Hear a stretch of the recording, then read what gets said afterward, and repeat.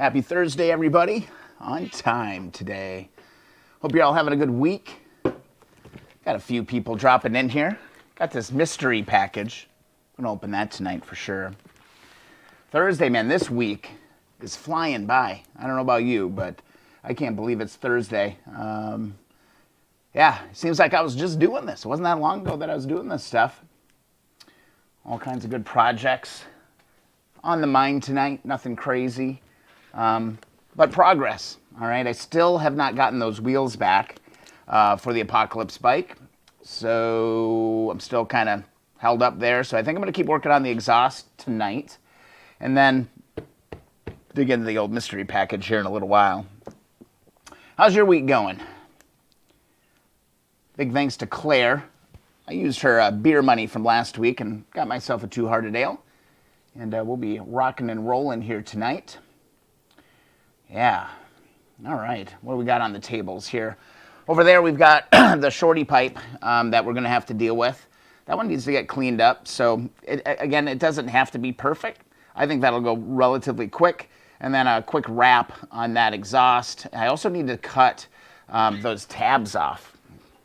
So I was going to go with another pipe, but I decided to switch out to another pipe that had a busted tab on it because I'm not going to be using that heat shield. So tonight, kind of the biggest project is ultimately cutting these off. Shouldn't take too long. I think a Dremel tool might be able to knock through that and get it good. We can get it nice and smooth. The wrap should cover that up. Tyler, welcome to the stream. Thanks so much for joining again. Happy Thursday night. It is what, 7:03 Eastern time. This pipe's actually not bad. It's just got mildewy on it. Not bad. So I think it'll go pretty quick, but then we'll have our pipes all ready to go. Also, got a video ready to go doing this whole inner tube trick. My inner tube sprung just the slightest little leak, but it's been full of evaporust here on the CL125 exhaust for about 3 days. So it's been sitting there. So I'm anticipating that this bottom section here is going to look amazing. We'll probably do that. I might film that actually too, so I can just put a little reveal inside the video. I ended that video after I edited it, and I was like, well, look for another video where I show the results. And I was like, that's kind of lame. I should probably just not publish this until I have some results. So you can see that slow little drip. See if it's going to drip again. Come on. Don't call me a liar. There it went. It's like freaking clockwork. The Apocalypse bike. Looking pretty good. Still sitting here. It's just like at a standstill, which is a little bit frustrating. The next big project I have is sandblasting the 125 frame. So I want to get that. Getting that sandblasting booth out in the garage. I got my idea, I think, to get that working. So I just need to make a cover for it. And I think I got the right material for it, but then I got to get this going. And I have to tell you, I actually spent quite a bit of time with this frame this past week because that motorcycle company that I ordered the frame from kept emailing me, asking me for all kinds of specs. It's like, check this out, man. Where did I have this? They sent these images, and they wanted me to take all these measurements. It got a little bit wet, it got a little bit smudged, but there were probably 10 different measurements that they wanted me to confirm on the motorcycle. So I went through measuring all this stuff, trying to get it to all align. Surprisingly, some of the numbers were quite different from, bikes. I wonder if they just know that there's a little bit of variable. But then they were going to put the mounts on it exactly where it needs to be, and they assure me that I won't have to make any modifications on that tank. So I do just want to hop over and, I haven't gotten the tank yet, but I have every reason to believe it's going to be really, really good. Hey, David, welcome to the stream. Glad to hear that you got that harness. Too bad it's missing a couple connectors, but I think you can fix that. It'll be all right. So I have never heard of this company before until I started Googling CL125 replica tanks or replacement tanks, etc. Tyler, are the fork ears painted or chrome? They are painted. They are the silver paint. So back to these guys, really impressed with their service so far. The tank is shipping out of Hong Kong, and they said it would be here in like 3 to 6 days. So I'll probably have it next week, which is amazing to me. But man, I don't know, have you guys ever heard about this group before? Retro Moto, web store built for designers, creators, customizers, modders, and destroyers of the motorcycle world. Love to reinvent my speed machines and make it my own by swapping parts, tanks, seat, fenders, mirrors. We truly love our bikes. If you're like us, this is the store for you. Now, we just had a post in Keep On Wrenching kind of ripping on people modding bikes, right? So Brady, yeah, he came in. This might be a little off topic. If you haven't joined the group, be sure to go do that. Keep On Wrenching community group. It's hard to not find things getting bobbered out and molested, and people were chiming in saying, yeah, that's pretty accurate. People kind of feel the same way. Where did that go? Oh yeah, there it is. But man, these guys had the closest seat, or the closest tank that I've seen. It looked pretty much spot on, and I just kind of took a little deeper dive into their website. And they got a lot of stuff, all kind of bolt on, ready to go. And if they pay as much attention to the measurements and the placements of everything as they did with this tank, I thought, honestly, I would spend the $100. I'd get a tank in the mail, and I would just kind of have to deal with it. But man, we went back and forth probably 4 times, I would say. They're like, okay, well, let's measure that again, or check this, take some pictures, send me pictures. So I took a bunch of pictures of of the old tank and the mounts and the distances and all of that. And man, I was really impressed. So I just wanted to share these guys because it was great. I'm trying to remember the name of the tank that I bought again. But okay, Honda CB350. Let's just go and take a look at what kind of stuff they have here. So here's a Trooper tank. This looks very similar to a CL tank. Yeah, 350 CL 350. $150, brand new tank. So, yeah, so there's little different looks at it. Yeah, I was just like, it's kind of rare today, honestly, to get customer service like that, and I was really blown away, impressed. So I'm hoping. I mean, I think it'd be a miracle in today's world right now to actually get the tank by the next stream, but you never know. He said 3 to 6 days I should have that and we'll be good. But man, there's all kinds of different styles and things, and trying to freaking clean that 125 tank was just impossible. It had the liner, it had the freaking all the pinholes, all of that stuff that was going on with that. It just seemed like for the amount of time I would be putting into that, it'd be easier just to get a tank that I know is going to work and it's going to be totally fine. So let's see, what do they got here? I just want to peruse this just a little bit. So Honda, I don't like this navigation. I hate it when I have to click something super specific. Let's see, we're mostly working on 350s here. So let's do that. But man, they got the full damn lineup here. Let's click on this. Champ, this is the fuel tank that I got, was the Champ. I think mine was just Champ. It wasn't an XL. Oh yeah, because it's for a 125. Duh, Brian. But yeah, I think it's worth taking a look at. RareTroMoto.com. Some odds and ends. A lot of lights, grips, these little shorty fenders. I actually went and picked up some 125 parts this past week. Yeah, that's something I could show you as well, man. I got really dialed into that. I don't need the Instagram stuff. Keep On Wrenching group, news there, 177 members now. It grew quite a bit. I think we were trying to get to 170 last week, so we're pulling in one more person every week. John, welcome to the stream. Thanks so much for joining us tonight. Yeah, so lots of crazy stuff. I don't know, should we be diving into these packages? Let's open up one package right now. Let's do that right now. We'll not do the fun one yet, though. I got this, I think, on Monday. And I have held out. I have not opened this up until the stream, man. I was like, you know what? We've been all in this together. So I got to wait. I can't just go ahead and open it. So I'm actually really, really excited to get into that. All right, well, let's pop into this one. This one is not nearly as exciting. I can show you those fork gears here in a little while, Tyler. I just painted them the same silver that the tank and everything is. Nothing crazy here, all right? But I do find that you got to spend the money. You got to spend the money, honey. And got myself a new set of air filters for a future build and possibly a gift for somebody as well. But I don't know. I saw them. They were actually both in stock at 4-1. So I saw them and I was like, you know what? Like a lot of times they'll only have the right one. You know, they'll only have the left one or whatever, and you can never get a match set.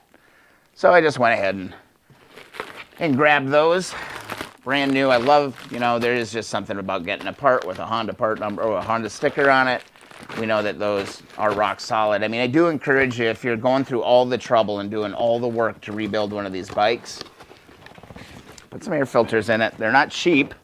They are not cheap. How much were they? I don't even know if they put the damn price on here or not. Genuines, da-da-da-da. Yeah, it doesn't even say on here. What were those? They are not cheap, but I guess I just did it. Let's see. CB350 air filters. See if they pop up on 4-1. Who's winning the internet game today? Common Motor's still in there. Still rocking. I'll just do 4-1 because that's where I got them.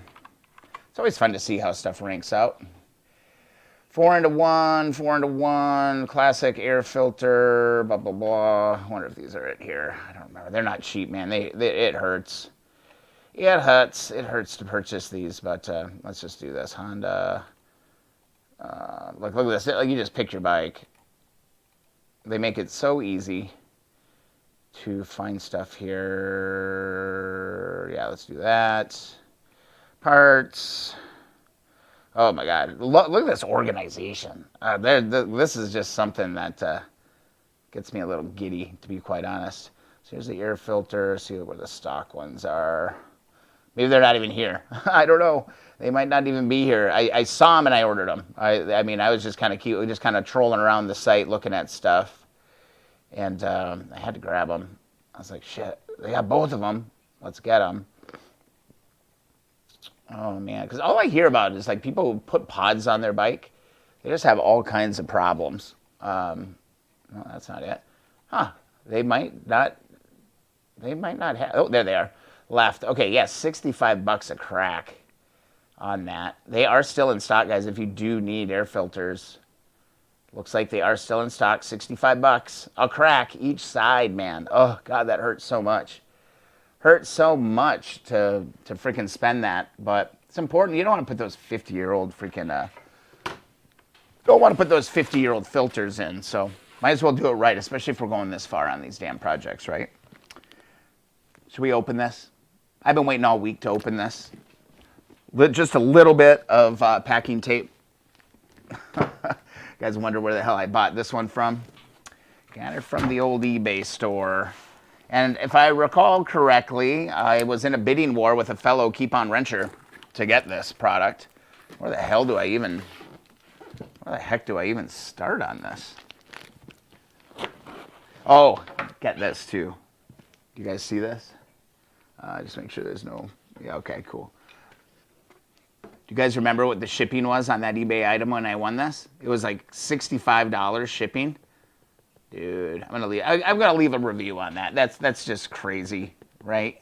Just crazy.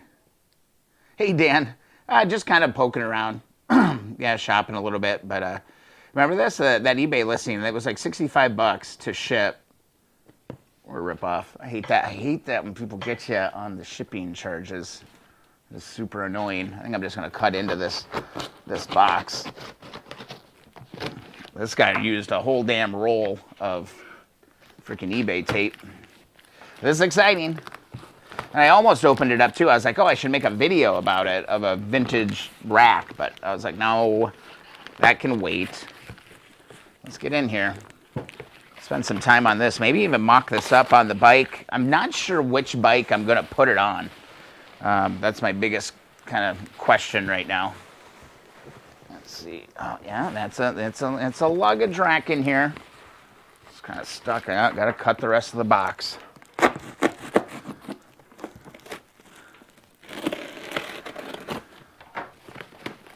we go. This is open. Oh my God, how much tape, dude? A little overkill, a little excessive. I see you. Hello. All right, let's get it out of here. Ah! It's knocking parts all over the floor, but all right, it's a little bent up here on the thing here. That's okay. It's no big deal, but ooh, it's not quite as clean as I thought it was going to be. But it is clean enough for me. We can clean this up. Oh my God. Let's go throw this in the ocean, huh? Damn. There it is. Let's see if I can get you a little closer look. See here. Let's get you in. I've been looking for one of these racks. $40 for the packing tape, totally, right? Ridiculous. So the chrome's not bad. It's got surface rust on it a little bit, kind of down in there. You didn't see that. Like that's definitely, I mean, we can clean that for sure. AAA. Interesting. I hope this is a CB350 freaking rack. I'm going to be so bummed, man, if this does not mount onto this bike. I don't know if that's what they said on them or whatever, but man, how cool is this? How freaking cool is this? It's been a 2-year journey to find one of these. And I ended up getting it for, was it $120, something like that. It needs to get cleaned up a little bit. WD-40 40 steel wool, or heck, maybe even just a little bit of the old Colonel Brassy on this to clean this up. Let's take the flip over on the other side here. Yeah, damn, this is totally cleanable. Okay, here we go. Perfect. It's got a little mark on it. It says Honda right here. It's going to be really hard for me to show you this. It says Honda 72 CB CL 350. So that's going to fit. And it's also marked here as well. It says the same thing, Honda. Looks like 72 CBCL 350. I just want to make sure it's not a 360. Yeah, it's a 5. How cruddy would that be? But yeah, there it is. Very cool. I didn't realize that these mounts were actually welded in here like this. I didn't know that. These are some connectors we're going to want to spend some time up and clean. Oh man, it's so cool to actually have one of these. I have been on a mission hunting for them, and there have been so many leads over the years that came through and fell through. I remember I drove one time an hour to go and pick up some parts, and in that parts pile, there was one of these racks. So I was like, I'm gone. I like just hit the road as soon as I saw it, and I got there, and I saw all the parts, and I was like, hey, there was a rack in here. What happened to that? And he's like, oh, some guy stopped by and bought it like a half hour ago. And I was like, dude, we had an agreement that I was coming to buy all these parts. Ride the Wind, welcome to the stream. Yeah, this doesn't matter. This is all going to get hooked up. We'll take it over to the bike and take a look at it. But man, a little golf clap there. I'm excited. We got one. We finally got one. I'm really torn on which bike I put it on. I kind of want to put it on my gold CB350 because that's kind of the one I ride the most. That's the one, like if I'm gonna drive into work or something, that's the one I would take. It's got all my trust. It's just that gold one's just my baby. I just love riding that bike, but I could never have a place to like grab my laptop. It's always meant like, oh, how am I going to carry my laptop? How am I going to deal with this? So then I'd have a backpack. And I don't really like riding with a backpack. It's not bad, but when you got your lunch and your laptop and power cords and all that stuff, it's kind of a pain. But yeah, let's go over to the bike. Let me swing this camera around. let's kind of do just kind of a dry fit on this. Get you a little elevation in honor of Bono and U2. And yeah, we'll see how this actually is going to work out for us. Should just bolt on. There's no extra hardware or anything. It's going to go right into the shock mount. So slide in there like that, and then down onto the top of that. God darn, should we put it on?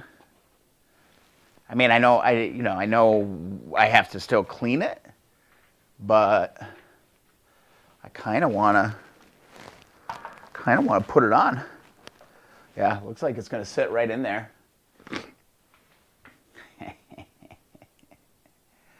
That's pretty cool. Thanks, Larry. Thanks for the congrats. That's awesome. Yeah, I'm super stoked to have this. It was one of those deals, too, on eBay where I was just like, I'm not losing today. I will not be defeated. And then too bad it ended up being a fellow Keep On Wrenching person that we were kind of bidding each other up a little bit. That is kind of cool. I don't know if it belongs on this Apocalypse bike, though. What do you guys think? Let me know in the chat. Do you think this is something that belongs on this bike? This bike is it is clean. Going to be a frosty one. Getting cold over there? I love that. Oh my God. Well, it is rainy in Michigan, USA. I wonder what these little holes here are for. I need to grab my cable and get over here. Kind of a chill stream tonight, guys. I know sometimes I get a little carried away and really dive into some stuff, but probably not tonight. Let's see. So that's going to go there. I might be able to actually take out. I have a couple washers down in here holding this together. I don't think I'm going to necessarily need those. So I can kind of replace that. I'm trying to remember what size these were. I still got it. Oh, wait, no, that's one size too big. There's 16. For some reason I thought it was a 17. 15. 16. Here we go. Oh, maybe it's not a 16. Must be the 17. Interesting. Unless that is not a metric bolt, which it could totally be possible. Yeah, it's easy. Yeah, I just don't think I'm going to need those spacers anymore. Look how nice. Like it. I don't know if it belongs on this bike, honestly. Because there's not a lot of chrome on this bike. You know, the only things that are chrome are like the light, this handle, and like the lights are the only thing that is really chrome. So yeah, look at all these little spacers I've got in here to make this work. Oh, come on. Let's get you a little better look. Get you in here, get you in on the action. 15 viewers already, 24 minutes into the stream. This is awesome. Thanks so much for the support, everybody.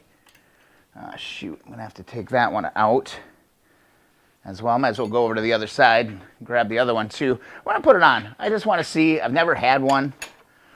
And again, I've been hunting for one for a while. Let's get this off of here so I don't drop it onto my beautiful black fenders, because that would suck to put a big scratch or something in those. Just going to pull this one off real quick, guys. The other thing I'd like to do tonight is I would kind of like to drain the tank and just make sure the tank is good. It's full of evaporust right now. So it like could be time to get that out of there. Yeah, I'm going to be able to take, I think, all of these spacers out now. Because, give you a look here at this. So this thing's pretty thick. And that's the extra space I had in it. So I think I could just pull, just take these out, put this in. I think it'll be all right. And then we'll have to take it all apart anyway. And then the other part just connects. I don't think I need special bolts for this part, but then it just connects right here Those should be either 10 or 12. I think they're 12s. No, they are 10s. They are 10s. Should have guessed. Larry, remember when all the bikes had sissy bars back in the 70s? That was a very common thing. My dad's 750 had one. Some of them got really tall too. Tyler, those holes look like the attachment points for bungees. Oh, that makes sense. That makes sense. So I wonder if I have, no, I should be able to just take this right off. Bike's a little dusty right now. It's been just kind of sitting, man. It's like I'm still just waiting on the wheels. I should have done that first during the winter. I'm really kicking myself at that because I do think as soon as I get those back, it's going to be kind of Energizer Bunny, I think. It's going to be a game on once I get those back. So I just need to take these two bolts out. And just remember, you know, these are kind of special screws. Or I guess these ones aren't necessarily. There's longer 10 millimeters, but looks like there's plenty of thread on these. Oops, oops, God, don't scratch up my fender. I'm still blown away. I can't believe I did that. Can't believe I did the black fenders. That came out so well. As I drop my wrench. That's my biggest fear. I could get my impact out. I think that'd be a little aggressive right now. I'm kind of in slow mode today, or tonight. You know, I'm not really rushing. You know, I just feel kind of chill. So I hope that's okay with you guys and gals. Kind of, what do they call that? Not slow-mo. There's a term for it. It's like slow TV. I think that's what it is.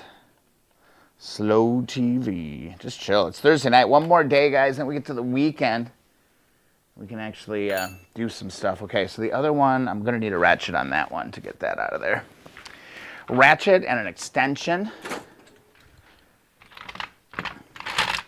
What do you guys think of not the luggage rack, the motorcycle carrier video? I'd love to get your thoughts on that. It gets me a little bit paranoid. It's a lot to carry. It's a lot to carry on my little Jeep Renegade.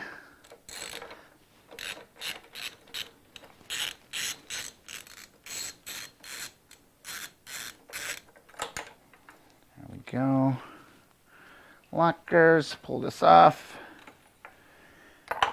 Oh, yeah, so I should be able to pull this spacer right off, and that should lock right in. So I can go ahead and grab the actual rack. Let me get you guys back just a little bit. I'm going to try turn off this huge light. I just want to see. This is one hell of a boomer light. It's a good work light. Let me know if that's too dark. Is that too dark? Did that help anything? Because, man, that thing just like burns light down upon me.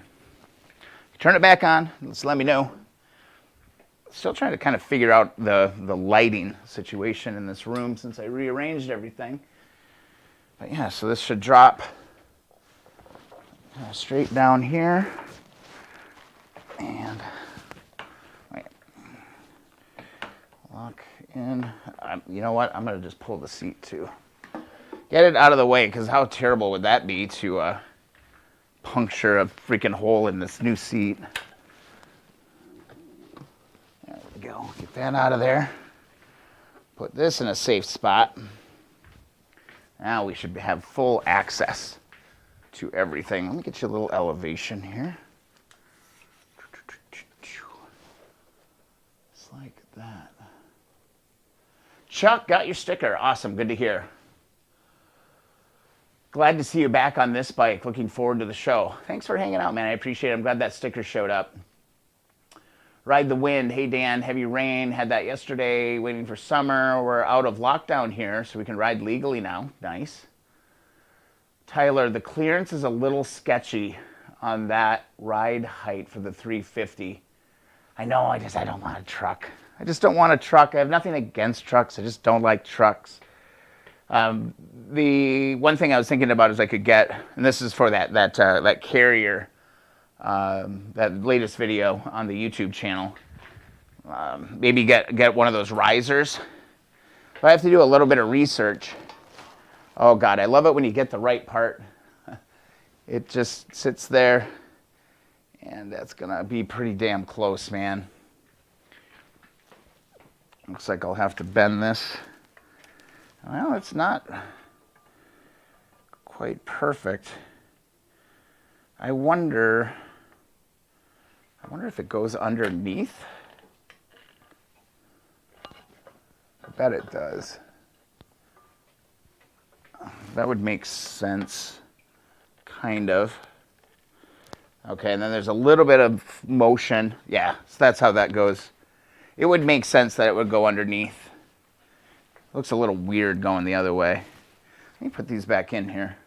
That looks freaking cool. Can you guys see this? Oh man, got you guys out of the frame here. There we go.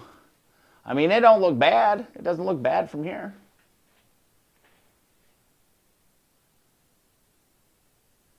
Yeah, Ride the Wind. Yeah, it has plenty of room for the bars. And I think once I got it strapped down, like the bike wouldn't really move. So I'm not so worried about that, but that would suck to have the handlebar, come, flying through the rear window or something like that. It's the Renegade, just isn't really made for that. I think I am going to have to get a little bit longer bolts. This is just a little bit too short. So I'll have to do a little bit longer bolt. I don't like, because it's only catching on a couple little threads. So that will be a for sure thing. So we won't put it on tonight. Yeah, and that comes all the way through the bottom of the fender. So that's not going to be a problem. But yeah, it mounts right up. Just like that. And then it'll lock in. Hopefully I can get it to pull in. Oh, there we go. There we go. Yeah, and it'll all just kind of suck together. Oh man, that looks freaking cool. I'm just gonna leave it there for now.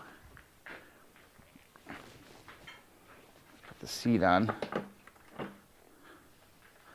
I don't know. I'm digging it. I dig it, man. Freaking dig it. That looks freaking cool. Yep. Yeah, it looks beautiful. Yeah, we'll catch up on chat. You're blowing it up. Let's see. Noel, hey, welcome. Just brought home my dad's 71 450. Made it as far as vacuuming the mouse nets. Right? They all come with mouse nets, totally free. Ride the Wind looks okay for light bars. Noel, I found a live lizard living inside the air filter. Damn, Dan. That's a unique one. I've never found anything alive. Except maybe some stink bugs. I found some of those. Looks level. The garbage will smell a lot better after I give it a good power wash. Yeah, get at it, man. It's fun. Like one of the most fun parts of this. God, this looks sexy. I love this. Oh my God. This is amazing. I'm so pleased to have a rear luggage rack for the Apocalypse bike. It's growing on me. It's growing on me the more I'm looking at it now. If it was black, it would fit perfect. But it's chrome, so I think it's got to go on my gold one. I think it'll look awesome on my gold one. It would look really good on the 72 CL too, the red one from the YouTube series. I don't think it's for this bike. I think the chrome kind of ruins it for me. But functionally, I freaking love it. Yeah, Tyler, I'm not painting this. This is a Survivor, man. And the chrome's in actually really good shape, so I'm not gonna do that. 17 viewers on the stream. Thanks so much. Hit that thumbs up button. Help share the stream. Share it with your friends. Really appreciate it. Every thumbs up that the stream can get helps me out a ton. All right, and the more you guys jam on chat, that actually is helping a lot too. So keep up the great work there. So it's getting challenging to keep up with the chat now. Yeah, Tyler, I can't paint it. I'm not painting an original Survivor rack like that. Especially the chrome is in such good shape on this one. Nope, got to find a proper home. So what do you guys think? Gold motorcycle, 72 motorcycle. And pop over and take a look here, just in case you're not familiar with some of the builds that I've done.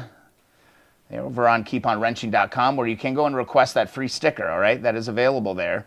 But I do have my build. So here's my gold. This is my baby, my 7350. This was my first motorcycle restoration project. It's got a brown leather seat, brown handles. It's kind of the only kind of different thing about it. But there's a lot of chrome happening on that bike. Or we could move it over onto the CL 350. There's a lot of popping chrome on that.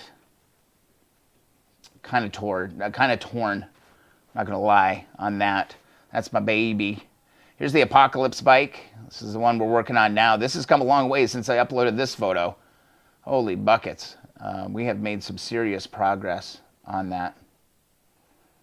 I hear you, Tyler. It would look cool. What else do we got? Oh, that is Brad. He's a part of Keep On Wrenching group. That's his bike. His bike's going together this summer, so I wouldn't go on that one. That's mine. There's the 68 CB350 we've been fighting.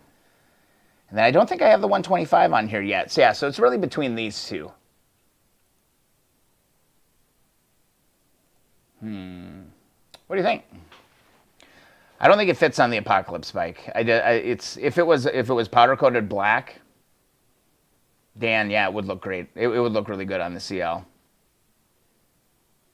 It really would. I'm with you with all the chrome. See, my gold one, I do have in this. It's not in this picture. Yeah, gold. It would complement the rest of it. See, I do have like an olive drab kind of color exhaust wrap on this one now. It's not in this picture here, but something I did afterwards. Like there is a lot of chrome on the CL, like a ton, and it's all in really, really good shape. Brian T, welcome to the stream. Don't worry, you're not late. It's okay. We're here. We're going to be here for a while. Had to watch the latest Polk County Sheriff video. Grady Judd is a savage. Not familiar with who that is.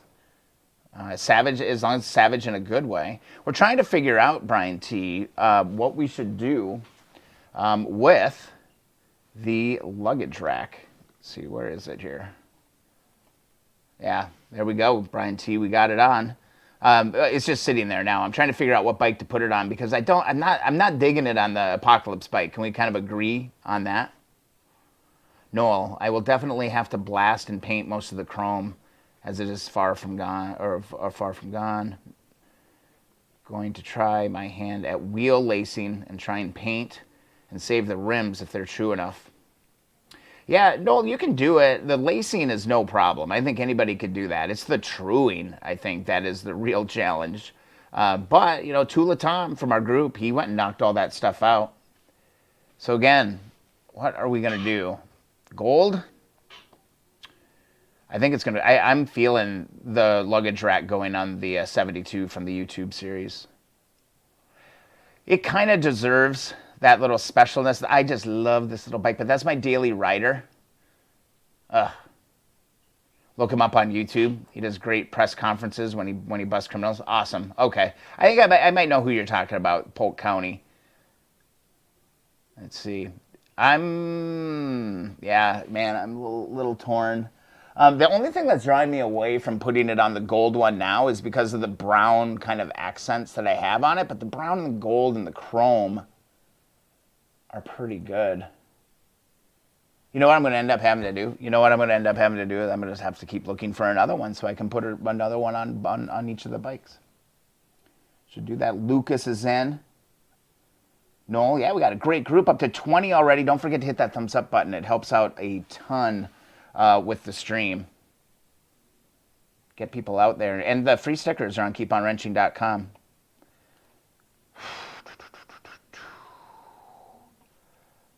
If I had to make a decision, if I had to make a decision tonight, it'd be the red. I think I'd put it on this one just because it's like heavy chrome. That exhaust, I believe, and this bike really shines. It is a really, really pretty bike. It would look really nice on that. And it's a CL. Got a left carburetor problem I just need to take the time to dig into. But yeah, hey, if you're new to the group, go get yourself a free sticker. KeepOnWrenching.com. There's a form at the bottom of the page. It says free sticker. Fill it out. I'll send you out a sticker. I'm working on getting these. I got to set up my form so I can do international shipping. So I can like mail some stickers overseas. I really, really want to do that. I have a stack of kind of like out of country stuff that I need to do, but I just need to update my form. Also, if you'd like to support the stream, you can always go and do that. But most importantly, where all the fun is going on is the Keep on Wrenching community group on Facebook. If you're not a member of that and you love vintage Hondas or just restoring vintage motorcycles in general, come join the group. Yeah, we are live now. Boom. Awesome.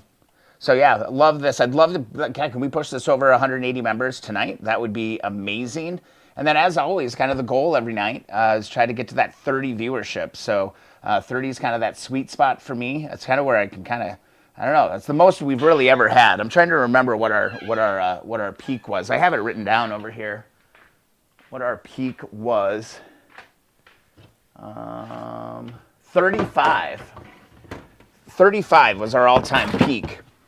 Oh yeah, and I got to show you guys this. So this was kind of fun, and I needed a little bit of like art in the shop. And a couple weeks ago, a relative of mine from out of state came through, and he like knew my grandpa. I really didn't know my grandpa very well. Like he died when I was really, really young. He brought all these old pictures, and he showed me pictures and all of this. And then he whipped out this one picture, and I was like, that is an amazing photo. I need to get a photo of that and turn it into a canvas print. Like, here, like, look at this. So the guy, this is my grandpa right there, and a bunch of his other relatives right there. And I just thought, it doesn't get any more Keep on Wrenching than that. Having grandpa in a photo, a bunch of relatives, you know, hood open, staring at a motor. And it's pretty cool. So this is like some of the wall art. I'm going to start finding some more photos to do these with. But how freaking cool is that? What a cool photo. Like even if it's not relatives of mine, it's just a really well framed photo, and it's like the rule of thirds perfectly executed. It's just such a cool photo. And then like, look at how intense my grandpa is. He's this guy right there. He's like studying that thing. Apparently, they told me what the hell it was. It was like the first Slant 6 in 1954 Chrysler, I think it was. It's the first time they'd ever seen a Slant 6, and it was pretty cool. Yeah, I just thought that was so awesome. And I had to get that hung up on the wall. Gotta get some, you know, can't just be can't be like motorcycle parts everywhere. Gotta have some ambiance created. Yeah, I thought it was cool, Ride the Wind, and it was really thoughtful of him to do that. Yeah, watching me wrench, totally. My dad always makes jokes too, and he loses tools. He always yells at his dad. He's like, damn it, Gaylord. Give me my wrenches back. Kind of cool. I think I am convinced, though, that this rack is not going to go on the Apocalypse bike. Just doesn't fit because it's all blacked out. Everything is just so black on this. I'm just not feeling it. So let's put this back together without breaking anything. Let's pull this off. But yeah, it's a Survivor. Tyler, I hope you understand like why I wouldn't want to paint this. Not this one. I mean, maybe I can find a really ratty one, you know, to do that. I had another thing that might be interesting to do is take some measurements of all of these different points and mounting points, because you can do some modifications. I have another luggage rack. I actually have another one. It's not for a 350. I wonder if I could quickly and easily find this. Yes, it's right here. Yeah, no, it's not even close. Yeah, very, very different. So, yeah, I'm excited. I'm excited to have it. I'm trying to remember who it was. That I beat the auction from.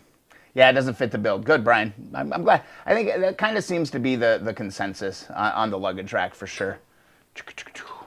But we got one. I might just hang this on the wall and just like hug it and just be with it. Super jazzed. All right, what else we got going? I kind of like this little dimmer lighting. Are you guys okay with this? Can you still see everything okay? Because, man, I'm like not getting blasted in the face like everywhere that I'm going. Sometimes you can have too much light when you're working on stuff. All right. Actually, let's not get sidetracked. Let's put this thing back. Let's put this damn thing back together here real quick because you know how it goes. Nuts and bolts start falling, start losing stuff. I don't want to lose stuff. I've been staying pretty organized with this build so far, so I'd like to keep it that way. These are pretty simple little deals. Quick. If I could speed up your viewing pleasure a little bit too if I can find a little 10 millimeter. My electrical tape fell off of my 10 millimeters now. I used to have them wrapped with like electrical tape. It's just fallen off since. Boy, I also need to clean this thing. This thing is filthy. Yeah, I think this bike is just too sexy at this point. This is going to be a really, really classy looking bike. So I'm just going to leave it. Put it on one that I ride a lot. I'm kind of torn. Obviously you can tell I'm torn. I'm not really sure which way I want to go on it. Look good on the gold bike. Well, got a little bit of some modification to do on this particular pipe. So I'm pivoting again, which I like to do. Just kind of changing my mind on stuff. So yeah, we'll dive into that here in a second. I would like to, I mean, I want to be working on the damn wheels and getting the tires on and get that all going, but that just doesn't seem to be happening. It's going real slow. It's been a month now. Again, I just timed that very badly in trying to get that work done, so let's do like that. Yeah, awesome stream tonight so far. Good group. Love it. Always look forward to it. All right. So then how the hell did I do all this then? Wait. Oh, man. Take this back out. Now let's see if we can strip this. Have you ever done that where you had something together and then you go and take it apart and then you strip something out? I know I do that all the time. All right. So it goes like that. And I believe I went like this, like that, like that. That's how I did it. It's kind of weird, the spacing on this. I can never quite get it right. I always have to like drill something out or drill a washer out a little bit. Never quite sure what is the real deal here. I don't know what the status is on the wheels. They're just not done. I call them, and they haven't gotten to them yet. Well, we haven't gotten to them yet. And then I'm like, well, okay. I mean, like, what am I going to do? Like, go roll up in there and be like, get my wheels done now. Like, pull a Jack Bauer on them. There's no time. I need my wheels. I don't want to be that guy, you know. And I know that they're, you know, good for them. They're busy. I get it.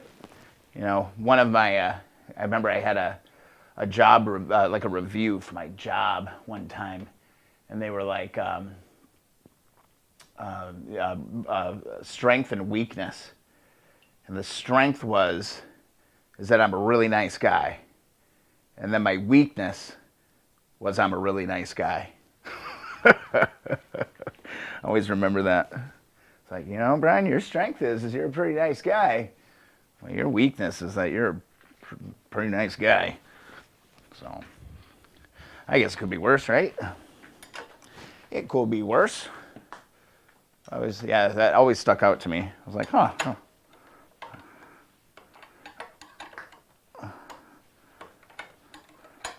Oh. But yeah, I could go pull a Jack Bauer on him, you know. Grab a plastic bag, do a Graham Bauer impersonation on it. For those of you who are into 24. I'm almost wrapping up season 6. I'm almost done with season 6 at this point. I think we need a little light here. There we go. It's getting all intense. We got tortured Audrey, which is kind of tough to watch. I got 2 left. I think I got 2 left. I'm done with season 6, and then it's on to 7, which I don't even remember 7. I remember 8. I don't really remember 9. I remember the end of 9. So I think that was the end of it. There. No harm, no foul on this bad boy. That's good to go. Grab my wrenches, put those back. You know, having the shop set up this way too has been really nice to just stay super organized. Just not feeling it. Not feeling it on that. A live lamp cord. That's another very popular Jack Bauer torture method for sure. Yeah, I don't want to do that. I'm not Jack Bauer, one, and I would think that problems would arise from doing something like that. God damn, that's gonna be a pretty bike. But yeah, it's like once you get them to roller status, once you get them to be a roller, everything starts to go. Yes, on the lighting. Oh, good, because I can turn off this hellish bright light. It just feels like a little bit warmer, doesn't it? Feels a little bit more, not so harsh. All right, let's get over here. What I want to do now is I want to deal with this. I want to deal with this 125 exhaust. So it's been sitting with the Evaporust trick on this. It's not that hard to expand my wheelhouse for torture. I think my torture would be, I might say something like, please, or it's been a month. Could you please get them done? That'd be really nice. So anyway, we've got this. Did the YouTube video on doing the Evaporust tube trick, and I just want to see what kind of progress I have made with this. But before I do that, I want to make sure that I think the easiest thing to do, honestly, is just to puncture the bottom end of this. There's a little leak in this tube. Oh shoot! There we go. And I can drain this out. This is my Evaporust bucket. Noel, love that seat. My original is still in good shape. Somehow the mice didn't get it. That's awesome. Original seats are nice. Yeah, that's one of those Texavina seats. That black seat on the Apocalypse bike. Love it. All right, let's make sure this is emptied. Now we can get these things off. So one thing that I did change, I went and got real hose clamps for this. Let me get you down here. You'll see the video here eventually. But yeah, I went and got real hose clamps, and that seemed to make a huge difference in being able to keep these things kind of watertight. Because I was using zip ties before, and it just wasn't enough. And we can use those. And it's always good to have a couple hose clamps laying around. So let's get this off of here. Oops, Jesus. Jeepers creepers.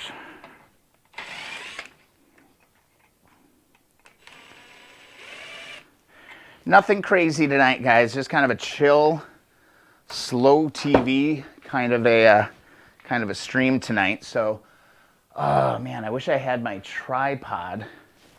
I'd be able to do a quick reveal video, but I can show it. See if this worked at all. Oh, hot damn. Okay. All right. So let's actually get this up on the table. It'd be a lot easier to see for you and for me. So let's get this over here. Come for a ride. And let's see. It definitely looks better. 100% looks better from what I just got a glimpse of. Again, this is the 125. Doop-a-doop. Here we go, just like that. And a little bit of evaporust leaking out of there. Put a rag down. Put a little rag down. Oh, it's so sad to waste this magic stuff. There we go. All right, and I think just to save some time, we'll just cut this. It's better. It's not quite as good as I was hoping. But man, like this thing is just cake. We'll be able to see a really nice kind of before and after on this pipe. Yeah, it is actually a ton better. I don't understand how this pipe got so bad. Because I'm assuming, yeah, it was a chrome pipe at one point. You can see a little bit of the chrome. Wow. Wow. So let me give this a wipe. Wow. It's just gone. It's like gone. But it is rust free. And what I want to do is wrap this pipe. But you can see like here what it looked like. And if I can wipe this off, yeah, look at that. Ooh, it did reveal a little bit of damage here though. I got a little bit of a, let's see, how can I do this? Got a little bit of a hole developing here, like that. It's not through. The evaporust definitely showed that. I didn't even see it, but yeah, look how clean that pipe is. Oh my God, come on, Brian. Get your game together, buddy. Come on, I'm getting some shadows here. Now I need to turn this light back on, unfortunately, I think. It kills the shadow, which is a big deal. Look at that. Look at how that is almost spotless here compared to what it was. So what that whole pipe was. And now it looks like that. That ain't bad. I mean, that's just, you know what I like about it too is that it's like zero work. You just dump it in evaporust. You move on with your life. Okay, I'm gonna real quick here. I'm just gonna do a quick video. I'm gonna edit this into the video that I already did since I've got it.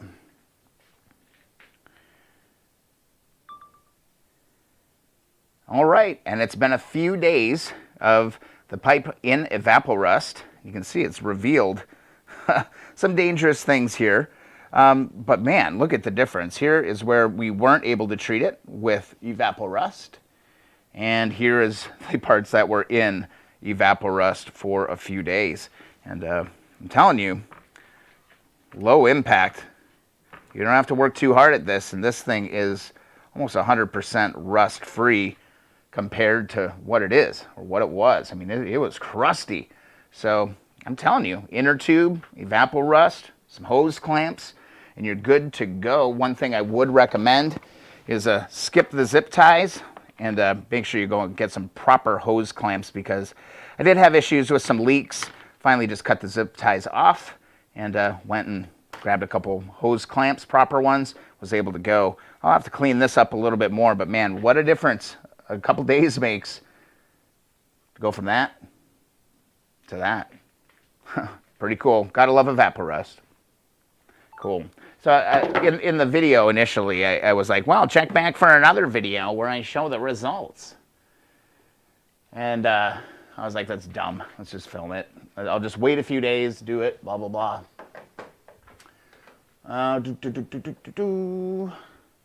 Brian T, I'd planned to put my new piston rings on while watching the stream, but I'm having second thoughts about one of the pistons. You can tell it had hit the valves at some point. Ooh, that's no good. Like, is it bad? Thinking I should get new standard pistons and valves. Yeah, just make sure the size is right, man. Especially if it looks like somebody was already in there, because you had that other oil ring that was a little different. Noel, I have never tried electrolysis. I did it with my gas tank on my XC600 and it turned out good. So Noel, maybe you can help me with this. So I've heard that the electrolysis actually, and this could be totally wrong. I don't know. But I've heard that the electrolysis actually turns the rust into metal, which I thought was kind of fascinating. And like rather than like evaporust or vinegar or something is dissolving all this stuff. Yeah, Brian T, post a pic in the group. Post a pic in the group and we'll take a look at it. So yeah, no, is that true? If there was chrome on here, Ride the Wind, yeah, it could totally be polished. It's just it's a rust remover. It's very delicate too. It's all natural. I love this stuff. I absolutely love Evaporust. Oh yeah, and like the cool thing too is like any little remaining surface rust, it just like brushes off. So like, God, I could almost wrap this pipe tonight. I might just hit this with the wire wheel. Like I was wondering if there would be any chance of seeing chrome on this pipe. And yeah, I find it hard to believe that there was ever chrome on it for how bad it is. And again, I'm just using a little bit of WD-40. Again, this is kind of also just to stop rust from coming back. And that's ultimately what WD-40 is really good at and what it was made for. Was, what was it? Water displacement. And they used it in NASA, I think, came up with it, if I remember right. But yeah, the electrolysis has always kind of intrigued me. Like I remember I saw a big fish, an old like a fish tank. It was a pretty big one on a rummage sale or a garage sale last summer. No, it wasn't last summer. It was probably 2 years ago because there were no Russian garage sales last year. And I almost bought it because I've seen people do that electrolysis with that. I'd be very curious to try that. But man, what a difference. What a difference. You can totally tell where the level of the Evaporust stopped. That, I mean, shoot. So I'm a little worried here, though, the more I'm looking at this. So check this out. So here, it's eaten through. It's definitely kind of weakened the pipe. Look at that. I can just, like, peel this back with my finger. Let's see if I can cut my finger on this like an idiot. So there's this part. This stuff is flaking off. And also, if I flip it back over this way, there's another pitting hole here.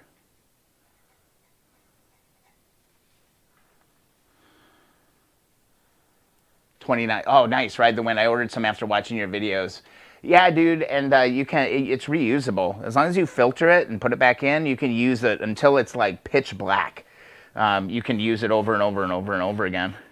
Like, do you think I should be worried about this? Whoa. It's not all the way through, but it's definitely weakened. I wonder if I should put some sort of a band strap on it. I wonder if like that header, like, you know how we fixed that muffler? I wonder if kind of a similar, like a band around that would work. I'm going to wrap this pipe anyway. So I'm just wondering, like, would that be worth doing? Good luck with the Ride the Wind. Good luck with the Evaporust. Actually, you don't need luck. The stuff just works. It's like just 100%. It's going to work. The stuff is magic. I should look up, like, what is like the activate, like, what are the ingredients in it? There we go. Put my Evaporust away. And I just kind of want to hit this just a little bit on the wire wheel. And maybe we'll wrap these fenders here, too. I'd like to just get it done. Because I am going to sandblast the... I am going to sandblast the frame next for the 125. Really excited to get going on that one.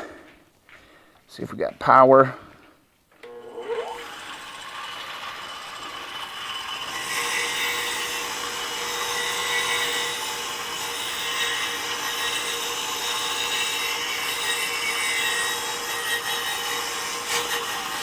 I always deal with the muffler later. Oh God, I'm giving you like the most freaking exciting view ever. Sorry about that.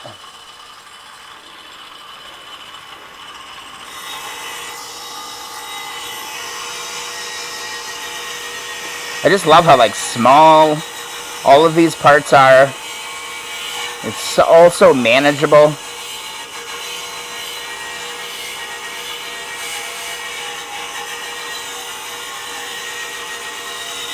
And I didn't have any evaporust up on this part of it. I could have just done this, but I wanted to make that video on the inner tube thing because I just thought it was a kind of a neat idea. There ain't no polish in this.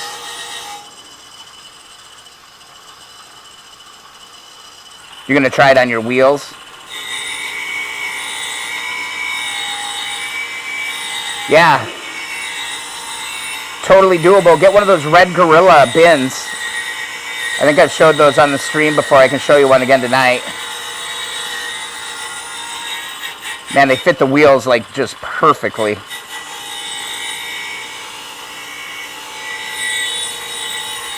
I'm wondering, man, if this pipe was ever chromed. I find it hard to believe that it would have been chromed. Because it is just gone. Like, there's nothing here. Like, not even a remnant of chrome. I love doing this. I could do this stuff like all night. I know it wouldn't make for the most thrilling live stream, but I find this very therapeutic. Alright, let's just kind of lightly hit this, and be really careful so I'm knocking a ton of rust out of that yet. I gotta be really careful around here. I don't want to break through, because otherwise then I'm probably getting to building some sort of a patch again. I do think like just doing a banded patch would work.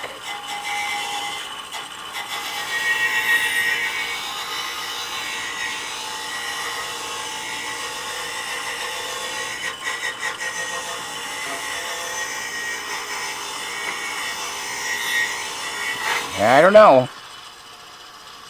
I don't know, man. Claire's in. Never apologize for being late. It's all good. People are watching the stream later too, which is awesome to see. So like people aren't coming on live, but the thing is definitely getting views after it kind of buffers out and gets live on the channel. So if you missed stuff, you can go that. We haven't done a whole lot. We did unpack the rear luggage rack though, Claire. So you might want to go back and recheck that. I'm just cleaning up exhausts tonight. And mostly just because I don't have my wheels yet, man. Whoops. Whoops. John used Evaporust on Triumph shock springs. Came out brand new. Right? It's impressive stuff, man. It is. It always surprises me. Nick from the group, also, he was talking about, and this again on the Facebook page, the Keep on Wrenching community group, how he zinc plates his bolts and stuff too. That's something I would love to learn more about.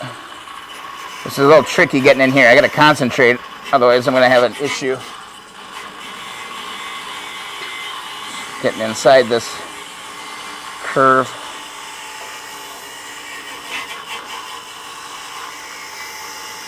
I'm being real careful around these kind of questionable spots. When I was wire wheeling the mufflers, that's when I started to discover all those problems. It was like when I was going through it like this, and sure enough I broke through. I don't want to do that again. I do kind of feel like I should do something about this a little bit though. Get this in here. Noel, can't remember the polarity. 3 amps on the battery charger for a few hours with 2 rounds. So I've done like an electrolysis before, but not for anything motorcycles. I did it with silver. So I get the concept. I've just never done it with rust. But again, that's like a whole other, you need a big freaking container. Like imagine having to electrolysis a whole exhaust.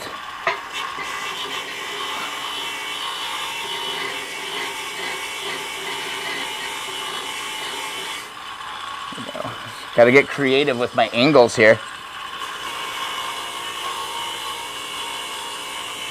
There we go.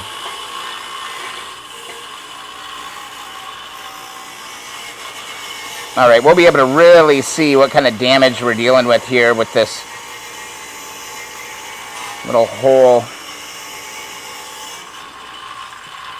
I mean, this is so much of like working on these bikes though, is just spending time doing this. Just polishing parts, and here I'm not polishing, I'm just cleaning.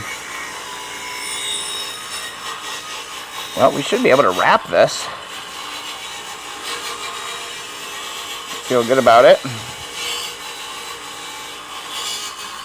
Let's just do one kind of pass along the top just to see.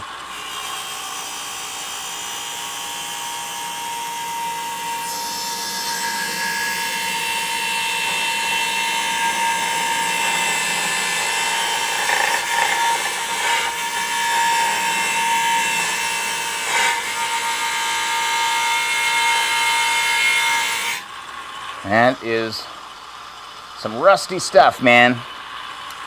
That is some rusty stuff.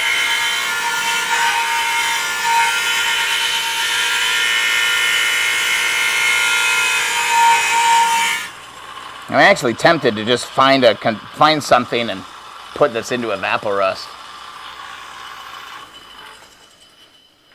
Let's take a closer look here at this little bit of damage to this pipe. I'll get your thoughts on it, man, because I really do value everybody's input on this stuff, because you guys have probably seen some of this a lot more than me.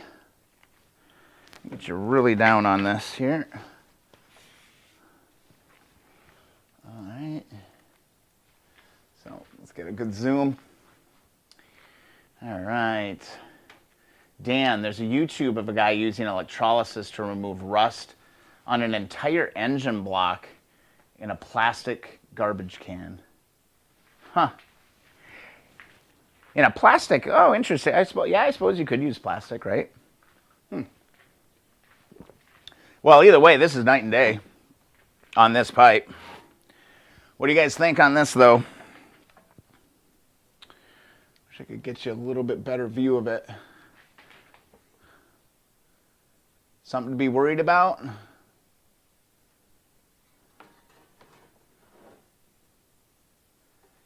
Should I patch that, do you think, or should I just go ahead and wrap it? It's pretty deep. Pretty deep. It doesn't feel weak. It doesn't feel weak. But I don't know. What are your thoughts on that? I'm gonna hold off, and I just want to see kind of what you're thinking on this one. Otherwise, I'm thinking like it couldn't hurt to do like a band. I mean, shoot, you could even just do a band with some of the hose clamps. I wonder if they heat, how those react to heat.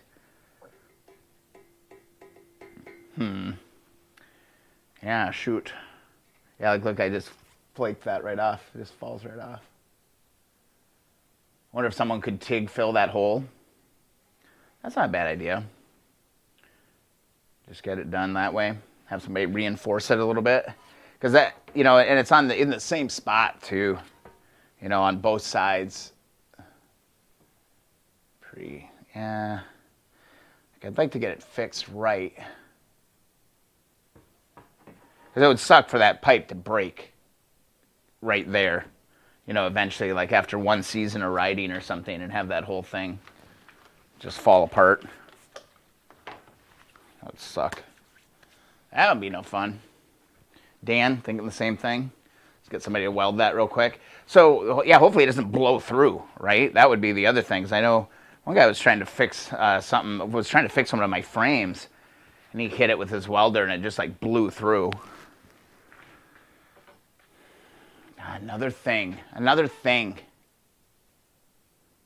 Wrap it, Brian. Worth a try. If it blows, then it's not a big job to unwrap and repair. Right. And it's a small deal. Yeah, I think a wrap. I have like a green. I have the olive wrap. This was left over from the 1970. I wonder if there's enough here. I don't know if there's enough here. I'm just curious to see. Just kind of eyeball it here. We don't have to wrap it tonight, but oh shoot, it's in 2 pieces.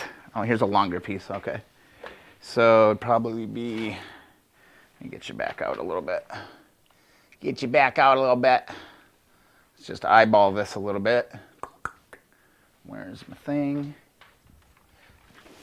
Yeah, funny deal too. So like the only reason why I even got into doing that rear rack carrier is like it's been in my garage for like the last week or so, just kind of laying there, and I didn't really intend to get to it until I thought I found another bike, and it was like buried in a garage sale listing on Marketplace. I just want to eyeball this, guys, see if I have enough material to do this. And in there, it said early 60s, 50 cc Honda. And it was one of those, I can't remember the name of it. It looked to me like it was like a 63, was it CA50? And he listed it as a parts bike, but it looked pretty complete from the photo that I saw. So I was kind of like, Guy wanted $100 for it, and the garage sale opened today at 8 o'clock. So I had set my alarm, and I was like, all right, well, I'm going over there freaking at 7:30, be the first one there to grab this bike. So I messaged them, and I was like, hey, you can put me in contact with the person who's selling that bike. And I did that in the morning on Wednesday when I saw it. So Wednesday night, I freaking rocked and rolled and got that luggage carrier thing done, or the motorcycle carrier done. And then literally as I was cleaning up the shop after getting the carrier on, the lady messaged me back and says, oh, no, it's not available anymore. I'm not going to have enough wrap. God damn it. Doggone it. I've got another piece. I'm not sure I want to get into splicing this stuff together. Schutskis. God, this stuff, I mean, you think this stuff would go a lot further than it does. I mean, it doesn't go very far. Let's see how far I can get. I should definitely be having gloves on right now. But, oh well. Oh well. Yeah, not even close. I need like almost twice as much of this stuff in order to do it. But that's the idea. That's what I'm going for with this particular pipe. Shoot, I was hoping, man, that I'd be able to do that. No luck. I mean, I could maybe. Let's just keep going here. I've got this much more. I don't even know if this will be enough. Let's see if I could layer this in here somehow. Would that look dirty? Not if I go around the other side, grab it like that. Just make sure it's tight. I can clean this up later. I'm not too damn worried about it right now. I would want a clamp in there though, otherwise it would fall apart.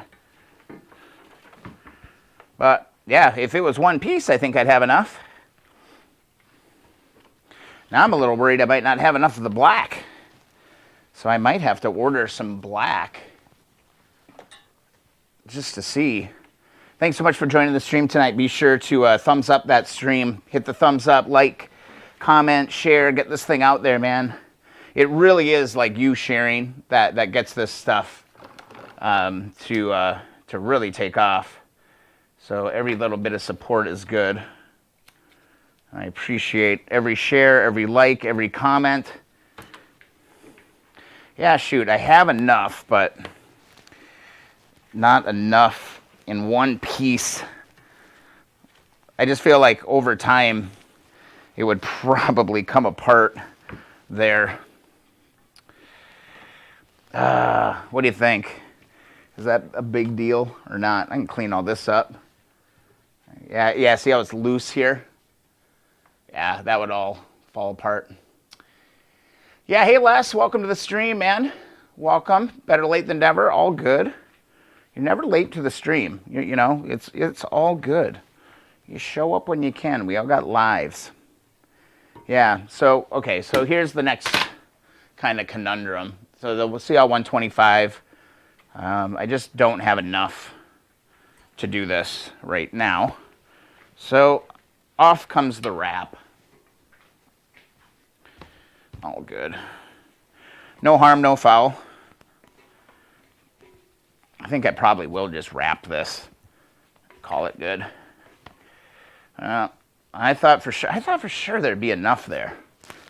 Wow, I almost just bashed the Apocalypse Bike gas tank. I'm so glad nobody saw that. Just bash it with this muffler. So that's in good shape, but what I do want to find out now is, do I have enough black for the Apocalypse Bike? So I'm going to go ahead and get this out of the way.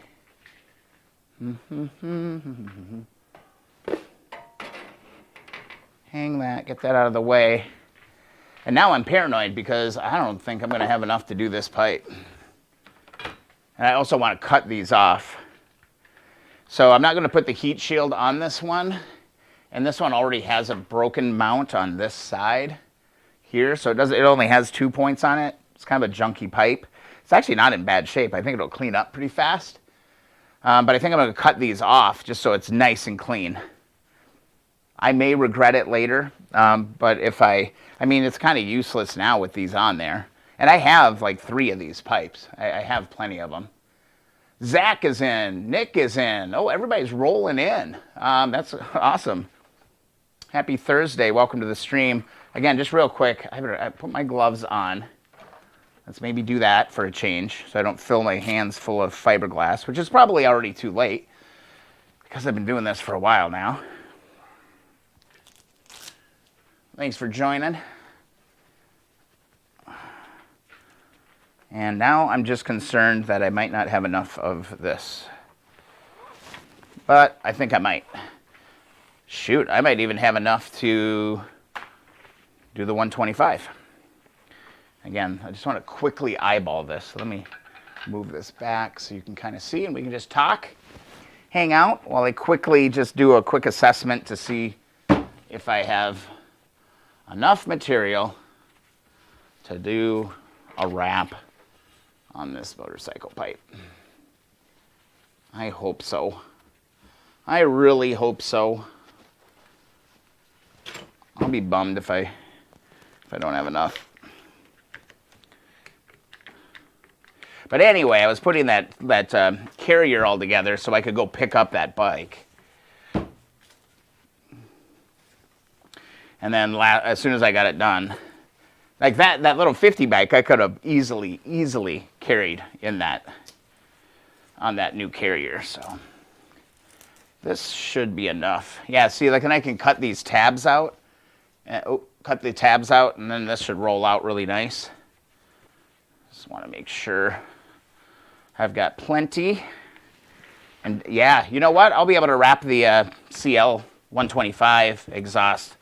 I think I'm going to have plenty once I get that. Let's see if we can get around the loopy loops. This is definitely not a permanent wrap. It'll be the saddest wrap in all of the land if that was the case. Boom, boom. Yeah, I'm gonna have plenty. I think I'm gonna have plenty left over, so I can do a black pipe. I can do a black pipe on the 125. Should have plenty. And I'm not even pulling this tight, so I'm probably using a lot more material than I would have anyway. What's everybody been working on this week? Any progress? Maybe it's riding season. You're just getting out riding. That'd be awesome too. All right, we're gonna have plenty here. Boop boop. So that'll be like that, and I am going to have a crap ton of this left. So I'm gonna have all of this, and I know I needed this much to do it. So let's just make sure that I'm going to have enough extra. It looks like I should. It looks like I should have enough. Oh, lucky break, I think. Cool. Black pipe will look good on a red bike. Yeah, with just a couple feet to spare. Perfect. Perfect. Perfect. I'm feeling it. I'm feeling it, man. I'm feeling it. All right, first let's cut these tabs off. I'm just gonna do it, because otherwise the wrap just ain't gonna work, man. And plus it's already broken. So, David Ellis, does anyone have experience using high temp paint on one of these exhausts? Does it hold up at all? That's a good question. I've never done it on an exhaust part. Like pipes, I've never done it on pipes. If the pipes are bad, I always just wrap it. I say like always, like I've done a million of these, but yeah, anybody have it? Anybody ever paint an exhaust? Anybody ever paint an exhaust? Ooh, ow. Just started to have a carb problem, so I'll be turning to them. Yeah, I'm having a left carburetor problem on the 72CL, on the red one. I think it's probably just from sitting. There's something wonky going on with it. Either that, or could be something with my advancer as well. I'm just not able to, for some reason. Maybe you guys will have an idea. I'm thinking it's either carb or advance, from what I can tell, because compression looks to be fine. Everything's good there, but I can't get the left cylinder to go over like 6,000 RPMs. It'll just sit at 6,000 while the other one is like just tearing. I can get that one to just rock. Then of course when that starts happening, everything gets completely discombobulated. Nick, you've done barbecues and it held up well? Pipes are solid, but the chrome is gone. Ride the Wind did both. So you've been working and riding. Rode to Land's End earlier this week. Got the motor out of the K4 frame today. Sandblasting frame in the morning. Yeah, I saw you post that, and you said your neighbors are going to be really impressed with you when you tear into that. I'm so glad that I have enough of this wrap. Yay, that makes me very happy. Happy camper, happy camper. All right, I'm gonna cut these off. I've got my Dremel here with a little cutting bit, so I think I'm just gonna use that. I think I have a little bit more control if I do this, so let's see how hard. Let's see how hard this is gonna be. Pretty curious.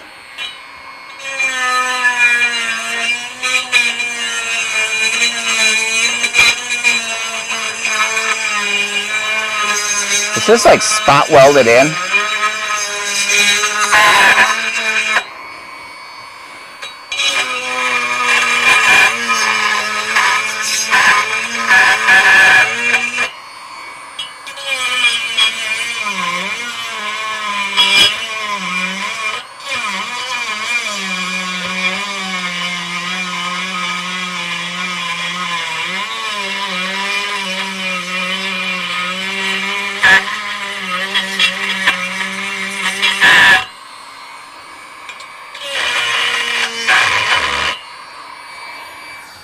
Am I giving you a cruddy view again, guys? God, I am the worst. Yeah, Brian T, cutting off the shield mount. And it's not a big deal on this one because the one's already broke off anyway.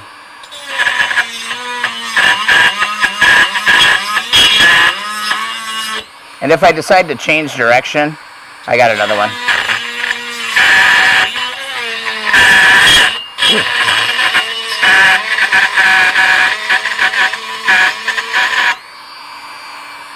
It's cutting.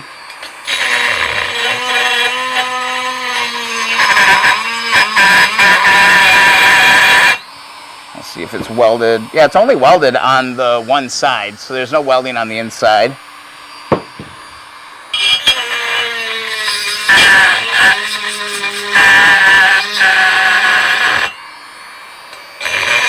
Just basically cutting through the weld.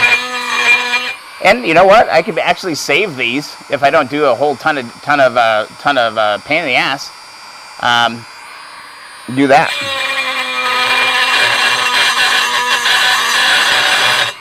Yeah, I mean, I have my angle grinder over there. I just don't want to go throwing sparks all over the damn place. There we go. Boop, boop, boop, boop, boop. Nice and clean. Reusable. Look at that. Literally just cut the weld out. Bam. This, you know, this is actually good to have. You know, I'm glad I did. If I would have used a big cutter, you know, I would have made big rips into that. Brian T. Wes just subscribed to the channel. Thanks so much, Wes. Firing off the MacGyver emote. MacGyver, my childhood hero. I was a huge MacGyver fan. Oh my God. So thanks so much for subscribing to the channel. I hope you enjoy the content. And, you know, again, if you want to support the channel, one of the best things you can do, share, thumbs up, like, comment, get engaged in the chat, share with your friends. That's the biggest stuff that really helps. Brian T, cutting these off because, one, I want to wrap it, and I don't want to put the heat shield on it. We kind of made that executive decision last week, and this pipe already had a broken one on it, so it would have not really worked to mount the shield to anyway. So this is just kind of a junk pipe that I've got laying around. So I'm just going to cut these off and do that. So, I don't know. Do it one more time. Sorry if it's taking a little bit longer, but look how clean. You know, look how clean that came off. You know, that could easily be welded onto another pipe, you know, that's missing one later on. I love it. This is a little bit smaller of a weld here.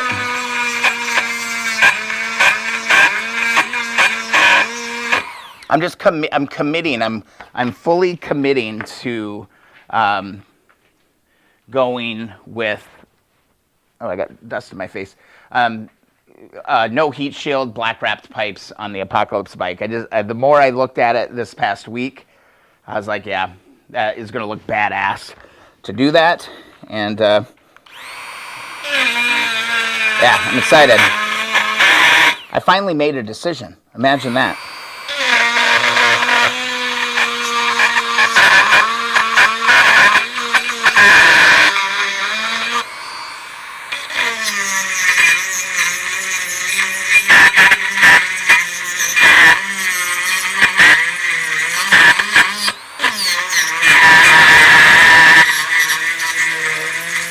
I don't know what I would do with that if I didn't have a Dremel. There are so many jobs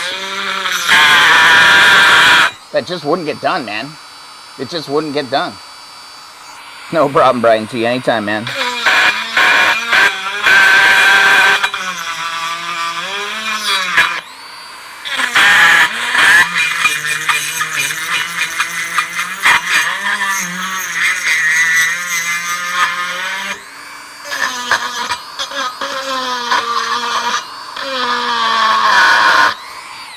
I might be able to just grab this with a vice grip now and kind of teeter that off of there.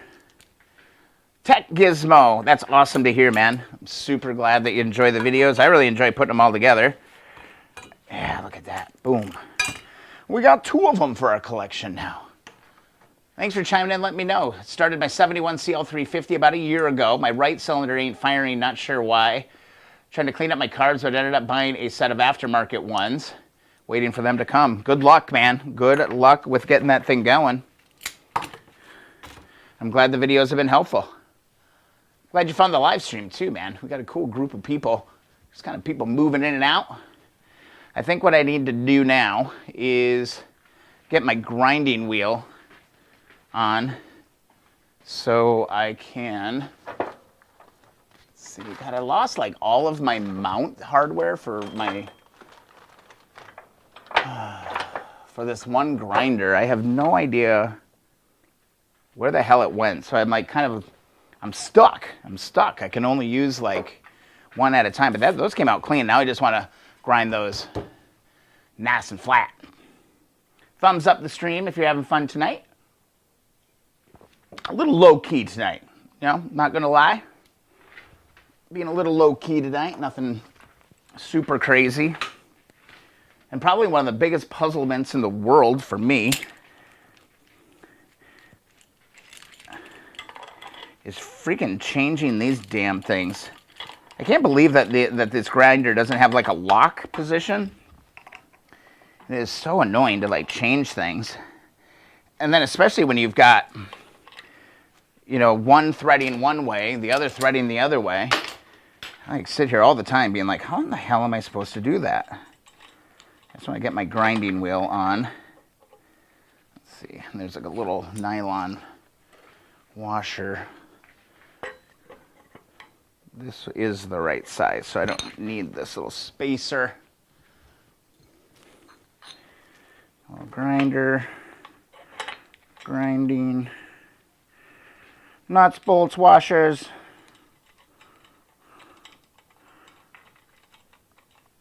But yeah, there must be a trick to like changing out these pads and stuff. I am just not aware of it.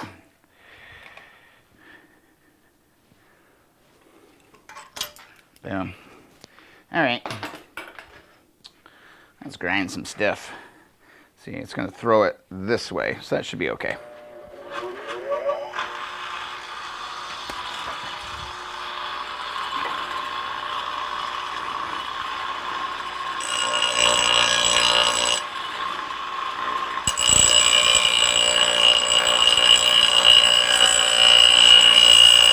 This is why I didn't want to use the cutting wheel.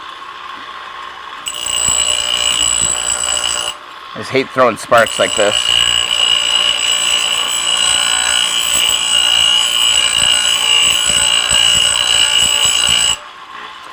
Schmoothy, just like that.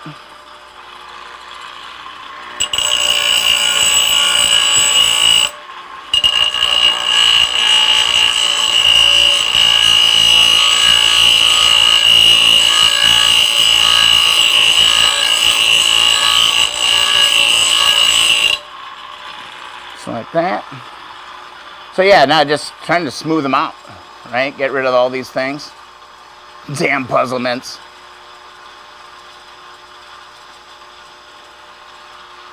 There is a trick, buy another grinder. I know. It never ends.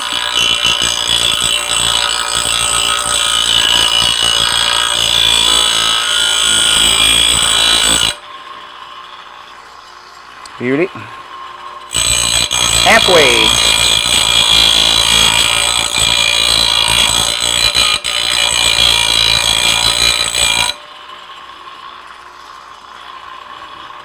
Two more.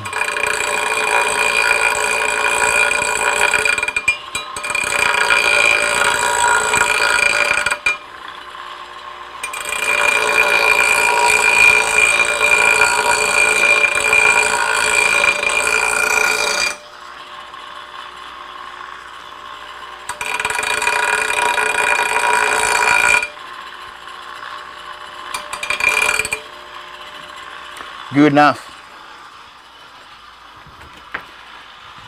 Good enough. So yeah, that worked out really well. Wow, that thing just likes to spin for a really long time. Yeah, sparks are awesome. They get me a little nervous though. The sparks get me a little nervous. That's why I got my fire extinguisher, and I got my fire blankets, and I got all that good stuff in a way. Yeah, Claire, I've got, this one. I just need to find the hardware so I could have my grinding wheel and my brass wheel here. And then I got my polisher. So I do have my two separate setups here, which has been really nice. I just cannot find the hardware for the other side of this one. So I have no idea. It's on that shelf someplace.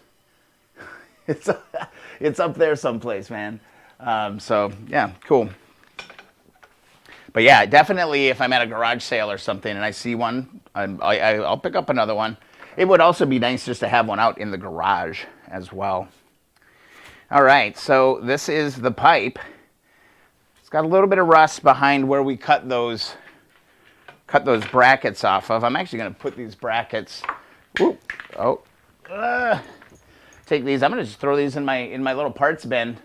You never know. That'd be an easy little tack weld to make.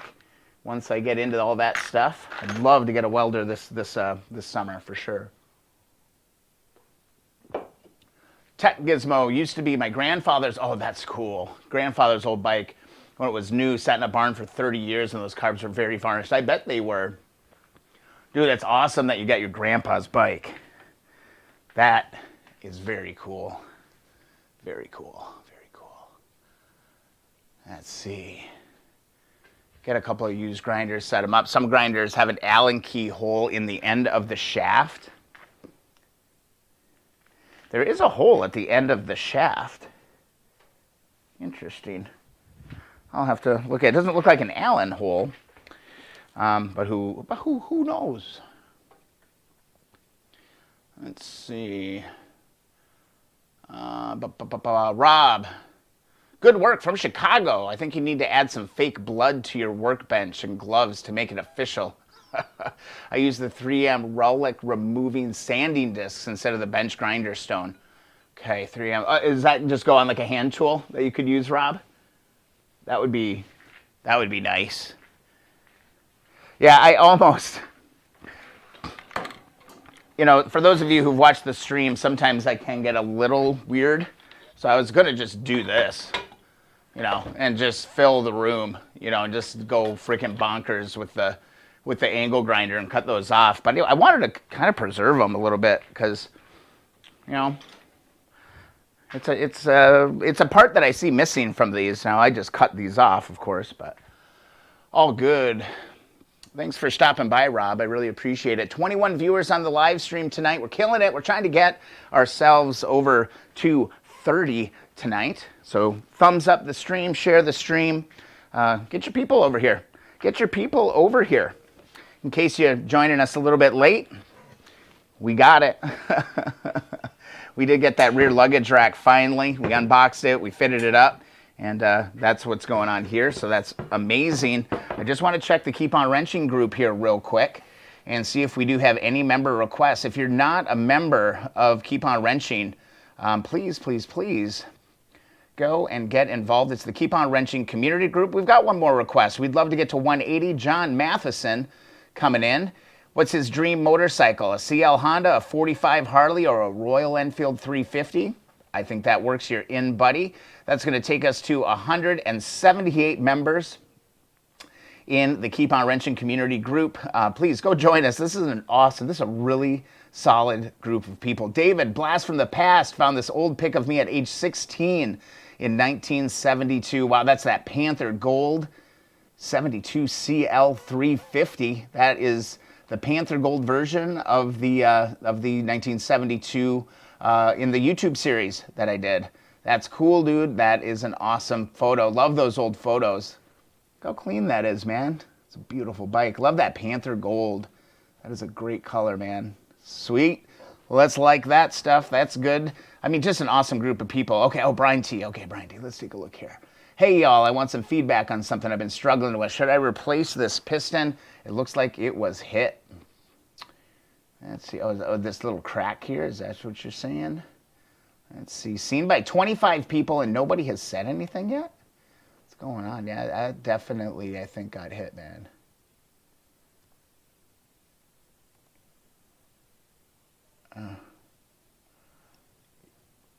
What do we think? We got smart people in the group. None of this bothers me. That bothers me, though. That is a crack. That is a crack. Yeah, Brian T., you want to make sure of the size of that. Because I thought, I was going to redo the pistons in the 72 CL. And I just went and bought, stock, piston or whatever, and it didn't fit. So I have a lot to learn in that department for sure, but that's a red flag. I would say, people in the group, that's a red flag for a piston. That's almost like a crack. That sucks, dude. You are going to want to make sure you get the right ones.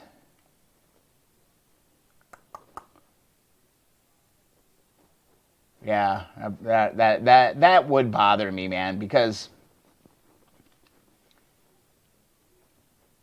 I mean, how weak?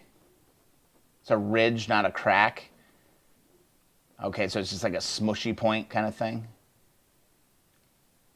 I wonder how thick that is, and whether or not it would just like carbon up anyway. Huh. I would be taking a step back as well and taking a look at it, and you can clearly see kind of on this side that does not exist. Oh God, dude, like part of me, honestly, I'd be like, shit, put it back together, run it, and do it. But you're putting so much into that bike, man. That would suck to have something go off, or even like just a little piece of that to flake off, and scratch something up and bust it up. Yeah. It'd be a red flag for me for sure. Yeah, I agree. Ride the wind. Yeah. That's too bad. I'll put a sad one on there. Rob, yeah, they have a plastic threaded backing that screws into the attachment, which you can chuck into an air tool drum or drill. Oh, I know what you're talking about, Rob. Yeah, you might as well, dude. Brian, you've put so much work into that bike. I would hate to see it. Yes, we have a live stream. Let's see. Oh, boom, boom. Yeah, if you're not a part of the group, be sure to do it. 22 viewers. Go get yourself a free sticker, keeponwrenching.com. I'm going to be mailing these out next week. So go fill out the form on the bottom of the homepage. Free stickers are available. I'll get those out in the mail to you. That'll be also. You're going to keep the bike? Oh, that makes me happy, Brian T. Go do that. And also, I'll grab some Keep on Wrenching gear. If you need a new mug or a new cap or something, you just want to support what's going on here. That is always appreciated. I'm going to do a quick refresh, see if anybody hopped in negative, and then check this out, guys. We are on our way to 7,100. I think I need 17. I think I need 17 subs to get this thing across the line to 7,100. It was just this weekend that we crossed 7,000, so we're almost gaining 100 a week, which is really, really cool. Look at this polishing video, 627,000 views. That's incredible. Claire's Customs, Brian T., if you send them to me, I'll run them through my Vapor Blaster for you, then you can decide. Good. Claire has a Vapor Blaster. Noted. I'm also 80% sure I'm going to keep the bike after all. That does make me very happy, dude. That was bomb, man, when you said that you're going to get rid of it after all this work you're putting into it. Nick, Claire is awesome. Yes, Claire is awesome. A wonderful addition to the Keep on Wrenching community for sure. I'm starting to fall in love with it with the little turd. I'd speak a little more nicely to it. It's not even running yet. Yeah, man. Totally. Like that paint job, the custom blue, all of that. The bike looks amazing. For people watching right now, we can quick take a look at Brian T's build. You can share your builds and Keep on Wrenching the community group here too. That's one of the fun things that we're doing. I know you posted some stuff. Oh, I got to show this. So Huggins came in. Bam. Look at this freaking animation that he did. How cool is this? This is a nice surprise today.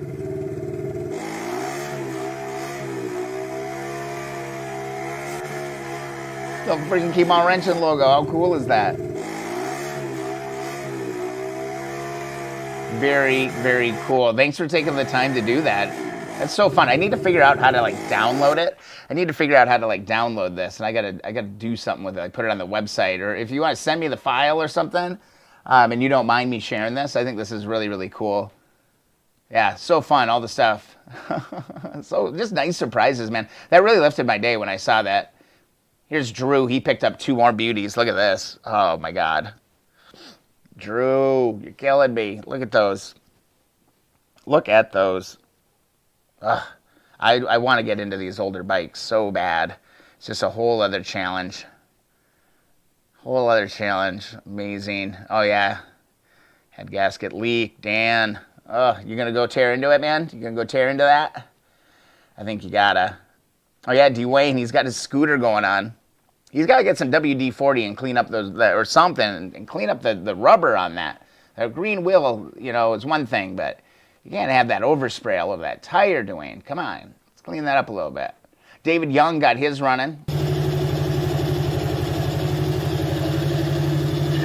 Amazing. Oh, I love that sound.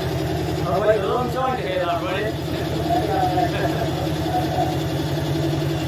Very cool. That is like one of the best feelings, you know, to get them running that first time. Everybody's all supporting. Yeah, I knew you'd do it, Dan Workman. I knew you'd do it.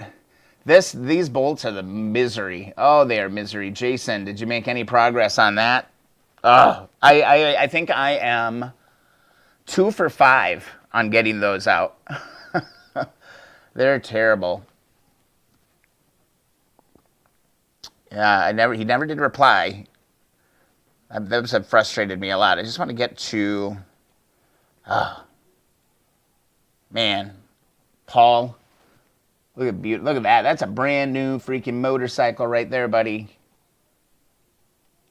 That's beautiful. Yeah, share your progress, share your projects in the Keep On Wrenching community group. We got a really awesome group of people here. We're dealing with tank holes, all kinds of stuff. Oh, yeah, and there's the Keep On Wrenching sticker. We got that on the freaking, on the flask. How cool is that? Michael, thanks so much for sending in that photo. Love seeing the Keep On Wrenching thing out there. Be sure to go to keeponwrenching.com and request your free sticker. We learned about shipping overseas. All right, Brian T., where the hell are these photos? There it is. You've gone the extra mile on this thing. I think you definitely need to do the pistons. That is unique, and it's going to be pretty, and it's going to be amazing.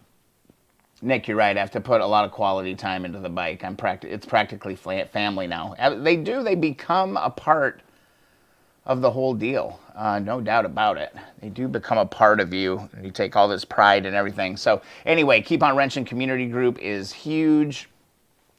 And then, oh, we got one. Let's go get it. Let's move our way towards 180. We got Rob coming in. What's his bike? I have too many Hondas to pick. You're in, dude. That is the right answer. Rob, welcome to the group. What do we got? We need one more tonight. We need one more. We're at 179. If you're not a part of the Keep On Wrenching community group, go and do that. Share some nostalgia. Share some smarts. Learn some stuff. Meet some good people. I don't think, knock on wood, I haven't seen a negative or snide comment come through this group yet. It is a really solid group of people in here. So get into the Keep On Wrenching group. Rob, tomorrow I pick up 10 bikes. All right, you need to share us some photos.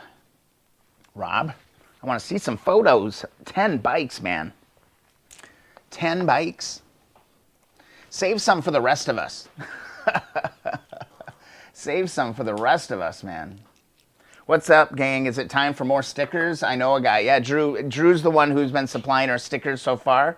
Drew, I still got quite a few. I'm sitting pretty good on stickers yet. So I think we're okay. Thank you so much, though. But yeah, if you got a sticker in the mail, it came off Drew's printer. So thank him for that. And man, they're all over the place. My wife had a really good idea.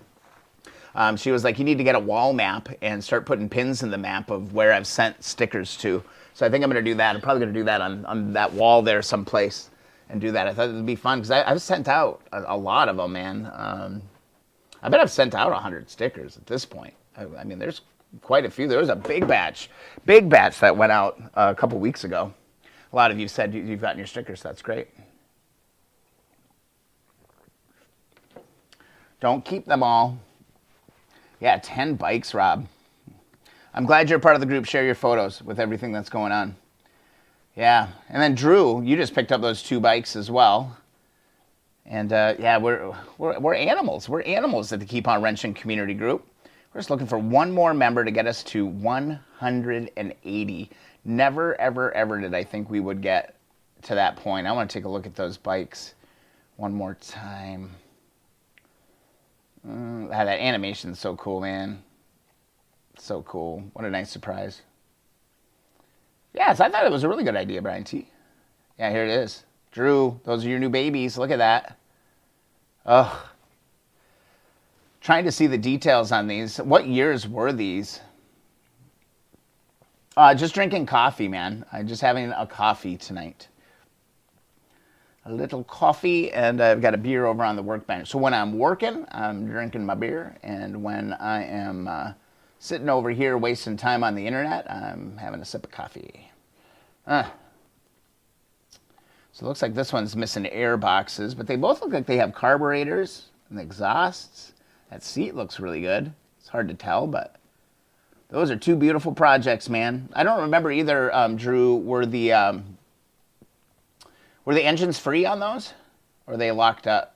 Let us know. Another thing I was thinking about doing, and I'm not sure if any of you would be interested in this, but I'm trying to like figure out, like, how do we kind of make this a little bit more programmatic a little bit, or like a program a little bit, and like a featured member Zoom chat on the stream or something, you know, to where, you know, we could do a random thing and get somebody and just talk and introduce yourself to the group and talk about your projects and stuff. I thought that would be kind of fun. So yeah, there's that part of it. Drew, titles say 67, but I thought they looked older. Yeah, they look older to me. Those look older. You know, spending some time on the CSM&L website would be really fun to do. I might even just do that just for giggles, to hang out and look at that. Claire, I need a bigger garage. I don't have room for more bikes. I'm kind of stacked as far as room goes. I've got 2 in the garage, and then I'm trying to make room for the Apocalypse bike, because then I'll have 3 in the garage. And then I've got these ones stored down here. So I think there's 2 more down here. And I maybe could get 1 or 2 in the shed, but I kind of need my shed for lawn mowing and all that stuff, so I can't really get into that. Oh, Drew, the black one, the engine is locked, but it has low miles. The other one, the engine is free, but it's pretty much a parts bike. So do you think you're going to end up and like make one out of both of them? Is that kind of the situation that you might be? And are they the same year?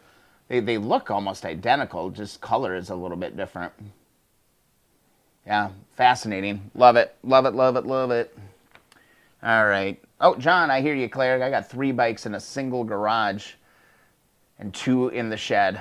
Yeah, I mean, I have a double garage, but it's, you know, there's not a lot. Like, I can't walk along the sides of my cars. I mean, they kind of fit in there.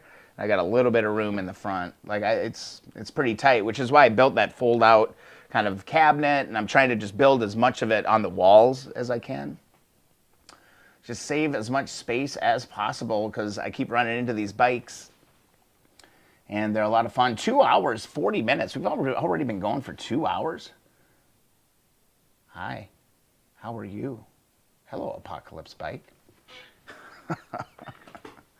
I suppose we should work on something, huh?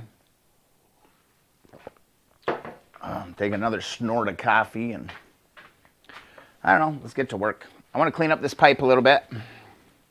Again, this doesn't have to be like freaking perfect.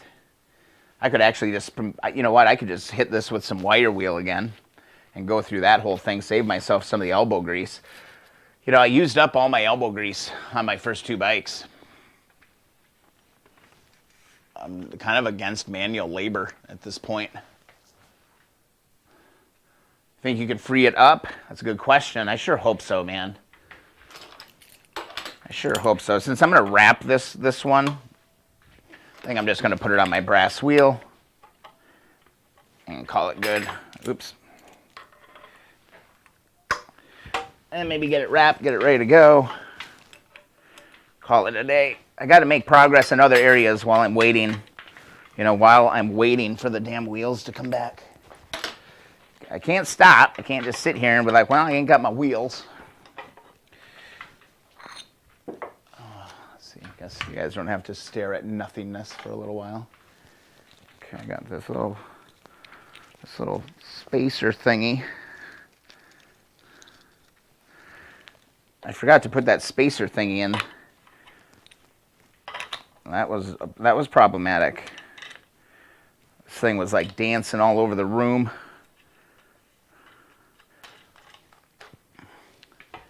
Perfecto. Boom. Claire, 2 bikes, moped in the garage, 2 mopeds and a frame in the shed, 1 moped frame and a bunch of 175 parts in the basement. It never ends. It never freaking ends, man. You just keep finding them. I gotta like pump the brake, and I almost had another one, you know. But I'm really starting to really love these small bikes, man. I really am. Let's just knock the rust off of this.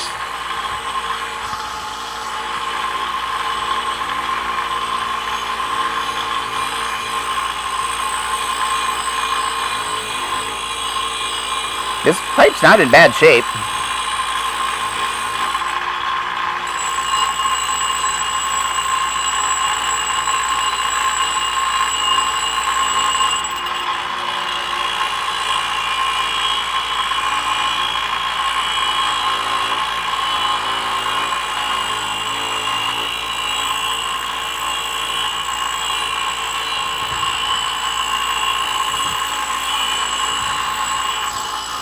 Thrilling stuff. Let's get you a little front row seat here.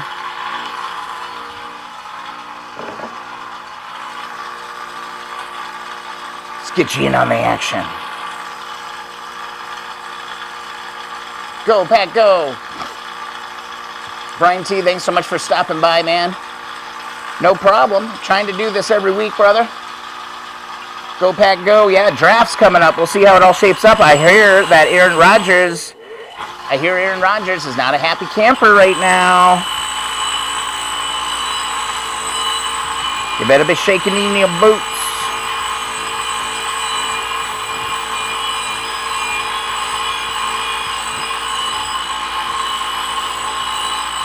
Enjoy the night, man. Thanks for stopping by.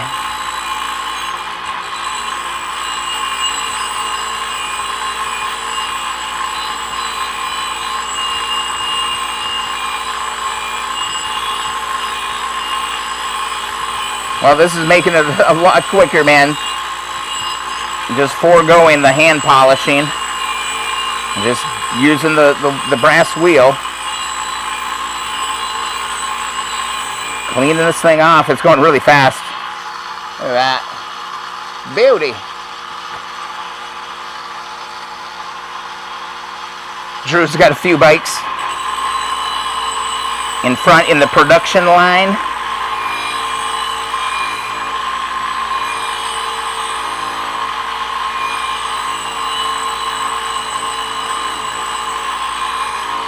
Oh man, this isn't going to take hardly any time at all to clean up. This one's just, I think it's really just oxidation on this bike.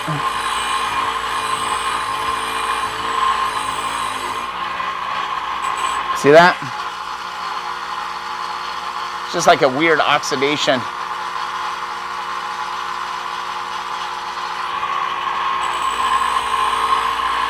Oh yeah, then I have that other one that's 60, what was it, a 64 305. This is why you wear a mask or you wear protection when you're using the wire wheel. I just felt one of the little wires bounce off my face shield. Cannot tell you guys, if you're using a wire wheel, make sure you're wearing eye protection. Literally just felt it bounce right off my face shield. Could have been in my eye. And then I'd have cried.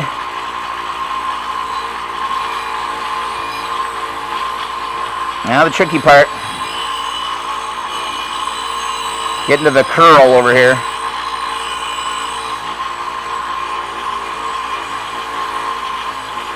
I kind of like this kind of brushed look a little bit. I mean, shiny polished chrome is nice too, but that's not the direction we're going with this build. So we just want it clean so we can wrap it.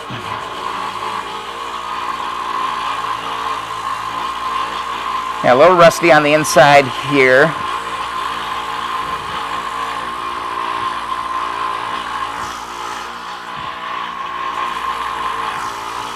Cruising, man. We're just hanging tonight. Every time I look up, it's just kind of the viewers are kind of hanging out there. 20, 18. It's a solid stream, man. I'd love to get it up there, you know, start cracking 30 again. It'll happen. As long as you're active in the chat, man, this makes it so much fun. I wouldn't want to do this at all if it was just like dead chat, so kind of part of the reason I do this is just kind of for the company as well, instead of just sitting down here all alone all the time working on stuff. It's fun to chat.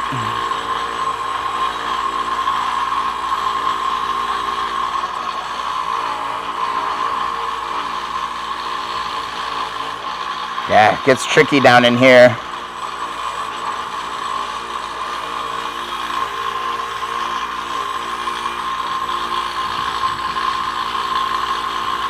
Man, this does quick work of it, man. I cannot believe I was doing like steel wool and WD-40. Literally doing this all by hand before. You know, really the Keep On Wrenching group has converted me to power tools in a big way.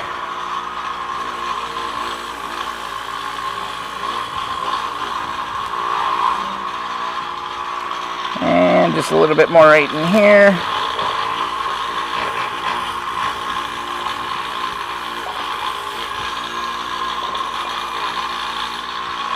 And at the end.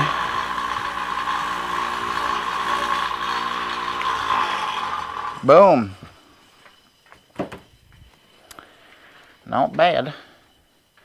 Night and day difference, man. The wire wheel on the bench grinder is my favorite pastime, especially to take rust and paint. Looks like you need a more sturdy grinder mount. Yeah, I just stand on it. Just put my foot on it and let it go. But I like, you know, for the size of my shop, I have a pretty limited little kind of space down here. I do just like being able to just pick it up and move it. Just get it out of the way. So it works for me. But yeah, I need like just like maybe a sandbag, you know, down here. I had a big bag of kitty litter that I was using to just kind of throw on top of it. It was a big bag. I think it was a 50-pound bag. But then we had the infamous oil incident, and that all got used up pretty fast during the oil spill incident of, I think that was May 2021. Not that long ago. But yeah, look at this. This bad boy is ready to go. I don't know. I kind of feel like we could wrap this. A little bit of dirt there. Clean that up. There, and I can say I did this all by hand. Roy, I was sanding some rear fender grab rails today by hand to prep for paint. Definitely switching to the wire wheel tomorrow. Yeah, if it's getting painted, you know, yeah, just save yourself the time for sure. Now, you know, this actually is in pretty good shape. I could probably polish this up and it would look pretty good. There are some discolorations and things there. But yeah, I totally agree. The Rob and yeah, I mean, just wire wheeling, it's so rewarding. And it happens so fast. You know, just right before your eyes, it's like brand new again. I think honestly this pipe is ready for wrap. So let's go to the motor again. Let's grab my marker, and I think I had kind of guesstimate this with everything, because this will go in here with the little flangey, and then the flange. Okay, what did I do? Did I put all that stuff back in here? I just kind of want to guesstimate here. God, I feel like deja vu all over again. Let's see. My God, this is like, this bike is now at the point where it's a model kit. I have literally everything that I need on this bike. Oh, but yet I keep losing parts. Oh, here they are. Here they are. So I got all my, trying to get a little more organized down here. So let's see. So again, this is the thicker, this is a newer pipe here on this side. So this will have the shorter, the shorter flanges like this. I'll just grab one of these for the hell of it. I just want to mark again, you know, where, what the hell? I just want to mark where, like how deep this goes again. Goes like that, goes like that. Pop this in. Just kind of, I'm just marking where, oops, god darn it. There, we can drop this in here. Goes like this. There. So all I'm looking for is I'm trying to figure out, like, how far out do I start my wrap? Because with that little flange, and then there's the crush gasket that will go in there too. So I really don't want my wrap to come out, you know, more to there. So I just want to double check where I should, like, kind of start and end that, because you don't want to go too far, because you're going to have a hell of a time. You're going to have a hell of a time, I tell you, trying to put this pipe on. If you put your wrap on there, so you don't wrap the whole pipe. Stop there, because you ain't getting it in there. It will not go together if you do that. Yeah, it's a little bit of a deja vu from last week's stream. But, I mean, this is all part of the process, you know? This is what you do. And plus, it's just kind of what I can work on right now. Boom. Back to the bench. Oh, be sure to hit that thumbs up button. Support the stream. Always, always nice. Okay, so then the next little part, I think I want to kind of stop. So for those of you who maybe are new, we'll get the exhaust out here. Let me move this up. It's a little bit. Whoa, whoa, whoa. Get this out of here. Let's grab the exhaust.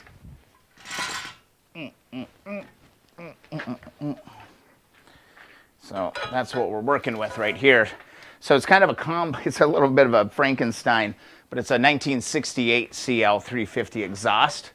Wrap the top. This is all in great shape. I want to wrap this one. It's going to go like this. And gosh darn it, I hope this pipe is long enough. Should be. Yeah, it should be long enough. Just like that. We got our band, we'll have our graphite in there, like that. And what do I do with my marker? So I got that one marked. God, this is gonna look freaking badass. This will look very badass. I think I'll probably stop my wrap right about there. So that's my beginning and my end point on this. And we'll go from there. All right. But yeah, what do you think of that? Whew, I'm excited. That is going to look freaking cool on this. And again, those patches, those have totally cured now, and those have dried completely. And you know what? It freaking worked. I think it's going to work. I'm curious to see like how, kind of long they last. But for now, I think those patches are going to be fine. I've gotten a few opinions on it. That's to be expected when you kind of do stuff like that. But yeah, this is going to be freaking cool. Oh my God, I cannot wait. Cannot wait. And then the trick is on that one is going to be getting all the mounting hardware to work and get it all in place. So that will be good. All right. Kind of start the wrap process all over again. But once it's done, it's done. And then I will know exactly how much material I have left to do the 125 exhaust as well. Shoo, let's get to work here. Again, I always kind of try and start out with kind of a double layer, nice and tight. And just watching my mark. Should be right there. Looking, where's my clamp? That's first one. First one is really key to get right. Like that. Pull that around. And nice and tight.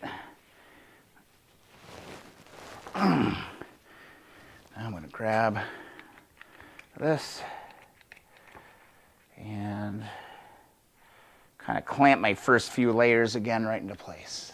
Tula Tom, how are you, buddy? Finishing up the last of this deal. We're doing exhaust, man, because I'm still waiting on the wheels. Still waiting on the damn wheels. Oops. All right. Gotta give this a pull. Start working this. Everything got so twisty last week. Just want to see if I can like kind of manhandle this a little bit more. And stop all the twisting action that was happening to me. God, this curve, I'm telling you, such a pain in the butt.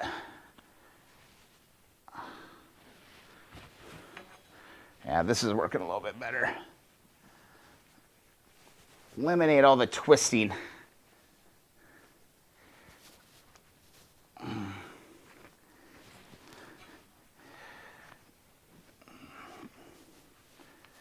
Oh, this is gonna look cool. This is gonna look cool. Yeah, I really haven't been able to make much progress on anything. So this live stream is really becoming almost like a minute by minute process of building this apocalypse bike. Because I'm not getting much other work done during the week. The day job is starting to really pick up again.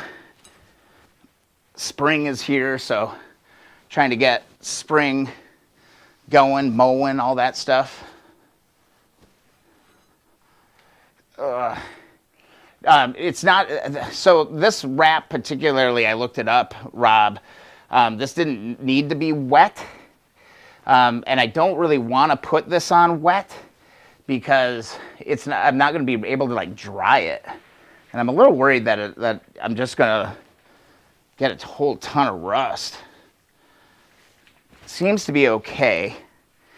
I did look it up though, and the installation instructions didn't say that it needed to be wet. I did use wet on the Gold CB, but it should be fine. If not, rewrapping it's no big deal, but I did check because I do know that is recommended. I should go ahead and probably put my one band in up here, but I just kind of want to make a little bit of progress here on this. I'm excited about how cool this is going to look. Oh, that's right. I always forget that I broke my second my second clamp. That is so annoying, not having two of them. We'll make do. We'll make do.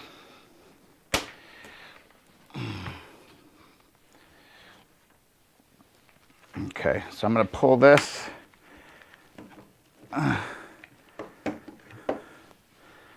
I'm just going to get this in place, hold this.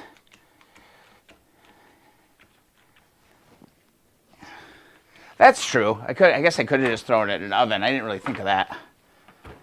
I mean, that's why I'm really tugging on this, trying to get that to go here. And then the other thing I wanted to do was to get one of these proper guns to do these right. These damn metal bands, these can be a real pain in the butt to get these nice and tight. But we were lucky. We went 2 for 2 last week, so we'll go for it.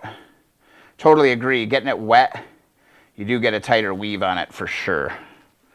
I just was really, it's, you know, I didn't even think of like, oh, I could put it in an oven or do a heat gun or something, but didn't even really think of that. All right, there we go. That's good. I'm over like 2 layers. I like to do like kind of that 2.5 kind of layer to make sure you're getting that all.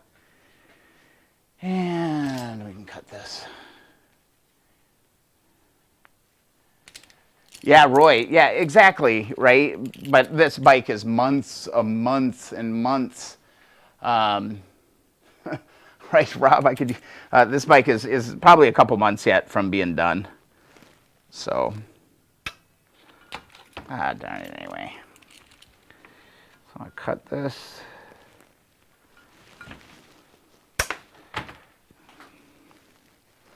Yeah, a second pair of hands would always be nice.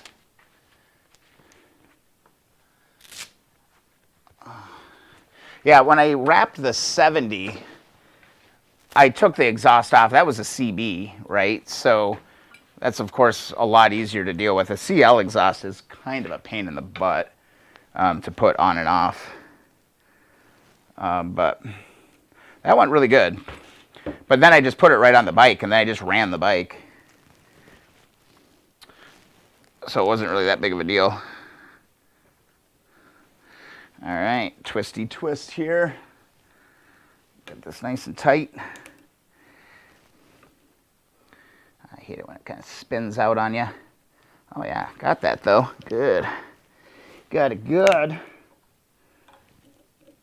Do that one more twist. There we go. I think that'll work.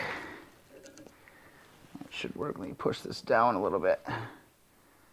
Yeah, that's pretty tight. Continue on. Put my gloves back on while I'm dealing with this stuff. Roy got the deal of a decade today. Biltwell mustache bars for $25. We're gonna have to Google those. I don't know what those are, but congratulations. I'm glad you're excited about it.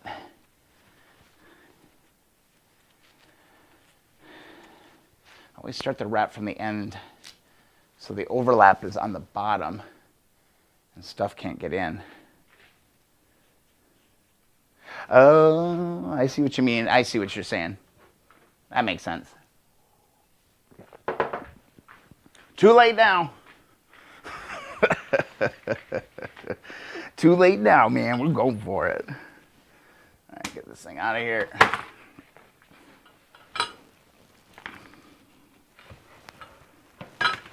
We're almost done with this stupid freaking corner. This corner. There's a pain in the butt.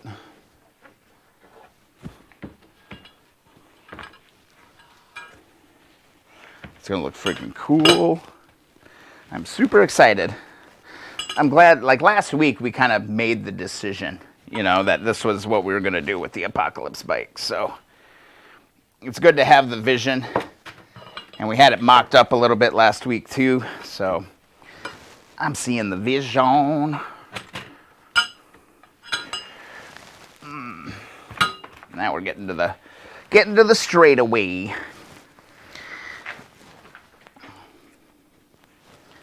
Oh man, 2 hours, 26 minutes. We're cruising through this live stream tonight, man. We are on the home stretch. Oh, God, this is going to look so damn cool. I get excited. Get excited once I get to this spot. This is a workout.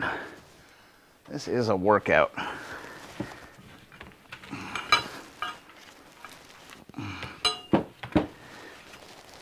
Yeah. Yeah. Man, and if we can get through this with enough left over to do the 125, I'm super happy. That'll save me a little bit of money because Brian's been burning a little bit of cash lately on these bikes, and I could use to save a couple bucks. Tula asks, what is everybody wrenching on this weekend? I need to do the rear brake, install the forks, and do some polishing. The polishing never ends. The polishing never ends. Here we go. Come on, buddy. A little bit more. I'm so glad we cut those tabs off.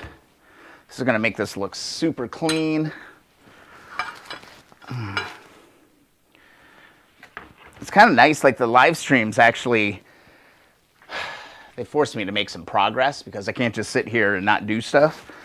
Because otherwise, you know, if I wasn't doing a live stream tonight, there's a possibility I'd be sitting on my couch right now, you know, playing Tiger Woods golf or something. It's kind of one of my addictions now, playing this Tiger Woods golf. Or it's not Tiger Woods anymore. I just call it Tiger Woods, but it's not technically. It still is, though. In my heart, it is. That and rewatching 24. That's my other thing.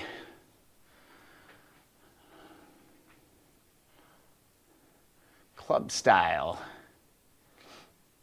Tula, no, it doesn't. The polishing never freaking ends. So my estimations may be wrong. I'm getting real close to the point of no return on having enough to do the CL125 exhaust as well. But yeah, this is coming out really nice and clean. I think this looks really nice.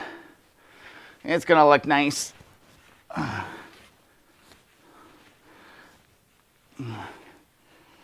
I'm going to remember that back to front tip. That's actually, that makes a ton of sense. Because, yeah, these grooves will probably, like, catch some debris and stuff. But, again, I don't really ride that much. Like, each of my bikes are only getting a couple, 200-300 miles on them a year. I like wrenching, man. I like wrenching. Let's see. Let's keep going. We're almost there. Get you guys back just a little bit. Oh.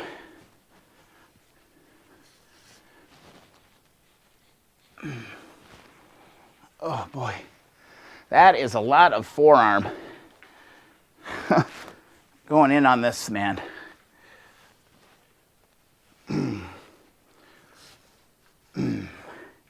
It's gonna look so good though. All right, and do a nice double right here. And where's my clamp? And that was about all my hands could take. I'm burning. Our forearms are burning. Inside the thumbs, real burning right now. And man, we might have enough. It's gonna be really close. And questioning. I don't know if we have enough to do that. Maybe. Maybe. I don't think so. I don't think so. It's gonna be close.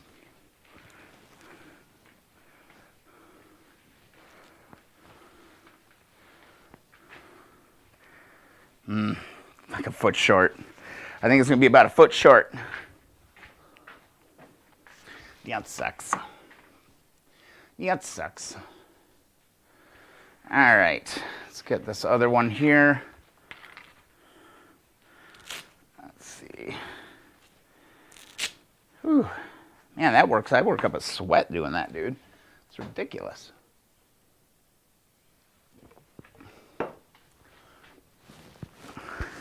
You know what?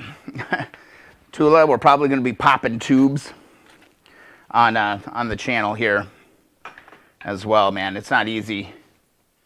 It happens. Especially if you've never done it before. I mean, I know I had that problem as well. Come here. Oh yeah, I need to cut this. Duh. All right, so where's my scissors? There's my scissor. Hold this, get this off. Pull it. And cut it. Boom. Just like that. Pull. Get this. Around here. Come on, buddy, go home. Cooperate. Cooperate with me. Thank you. Got kind of the double roll right there. Perfect. Oh, should be good. Go ahead and cut this. I got that fiberglass all over my shirt. I can just feel it. Oh, my hand strength is gone, dude. Oh. Oh, hand strength is gone. It's like minimal. Ouch. Ouchie booga. All right. Let's see if we can get lucky 2 for 2 on this. Let's get in hard on that. Spin this over. I hate it when it goes crooked on you. Grab it. In here. Give that another rotation. Ooh, that's nice and tight. That one went nice. Love that. Love it. I think that's gonna be good. Oh, that moved just a little bit. You get a little tighter. A little bit tighter, a little more tight. There we go. That'll do her. That'll do her. Push this down, get that flat. Boom.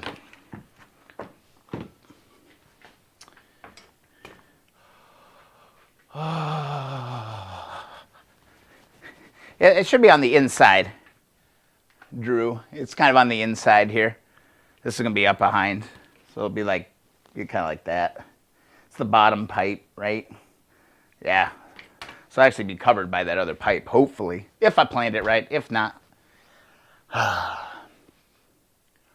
Boom. John, my old petcock was not delivering fuel evenly to both carbs. Look at that. That looks, I don't know, guys. I'm pleased. I'm pleased with that. Let me get some of this out of the way. Do a quick cleanup.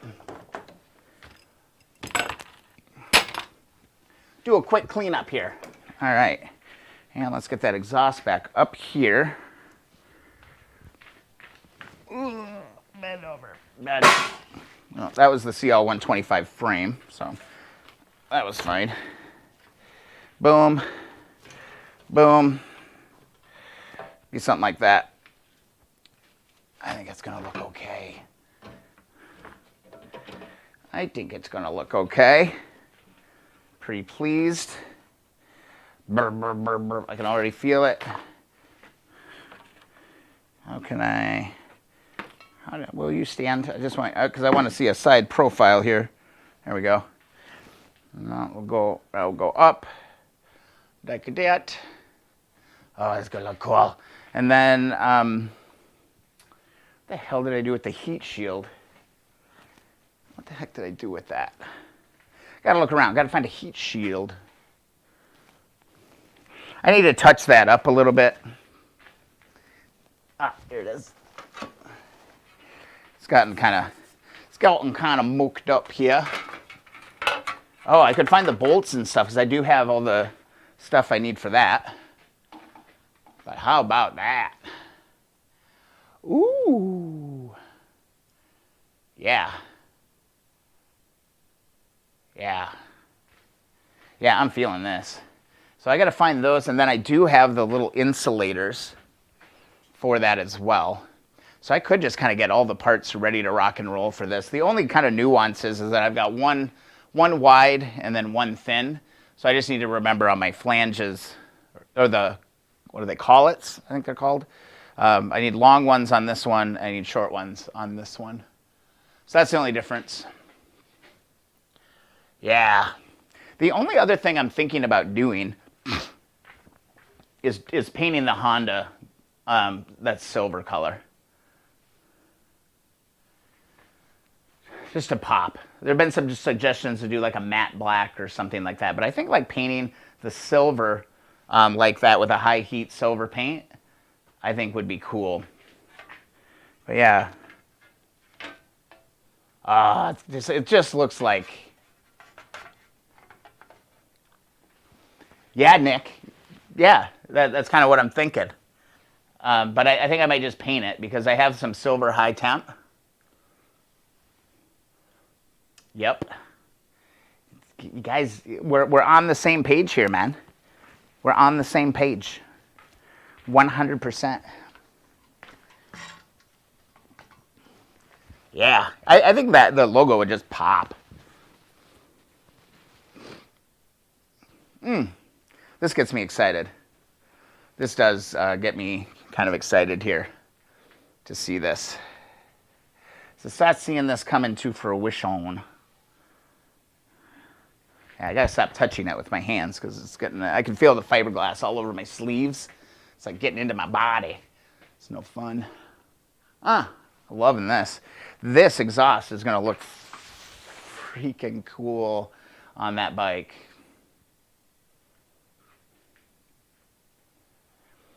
Rob, do you think I need to use high heat? I don't know. I mean, the heat shields don't get that hot as long as you have those insulators, which I have. I have a ton of insulators. Let me grab this other camera. Let's see if I can find those. I actually sold a bunch. God, look how nice that bike. Oh, the lighting is perfect on that bike from this position. I had a bunch of those insulators, but I put them on the shelf. I'm pretty sure I just put them on the shelf like an idiot. I'm never going to be able to find them. Never going to be able to find them, guys. Okay, you can just use a paint marker to do the lettering. I have VHT Weekend Warrior Vapor Hone. It works good. Need to keep it really clean and degreased. Oh, Roy, I'll show you the bike. That's the bike. Do a little flyby. So it's a silver.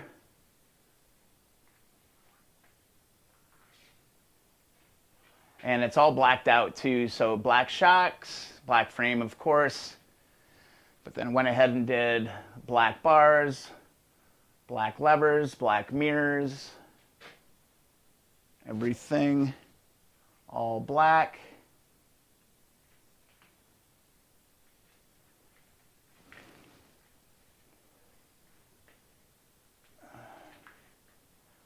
Let's just kind of, I'll kind of hold that exhaust up there for a second. This is going to be such a pretty bike. Yeah, this is tough. Yeah, I don't really want to mount it up right now because it's going to be a major pain in the butt. What I do need to find though are those insulators, those heat insulators. I put them someplace where I could find them. I do recall doing that. Being like, oh, I'm going to need these. Let's put these in a safe spot. And there's a whole packet of them.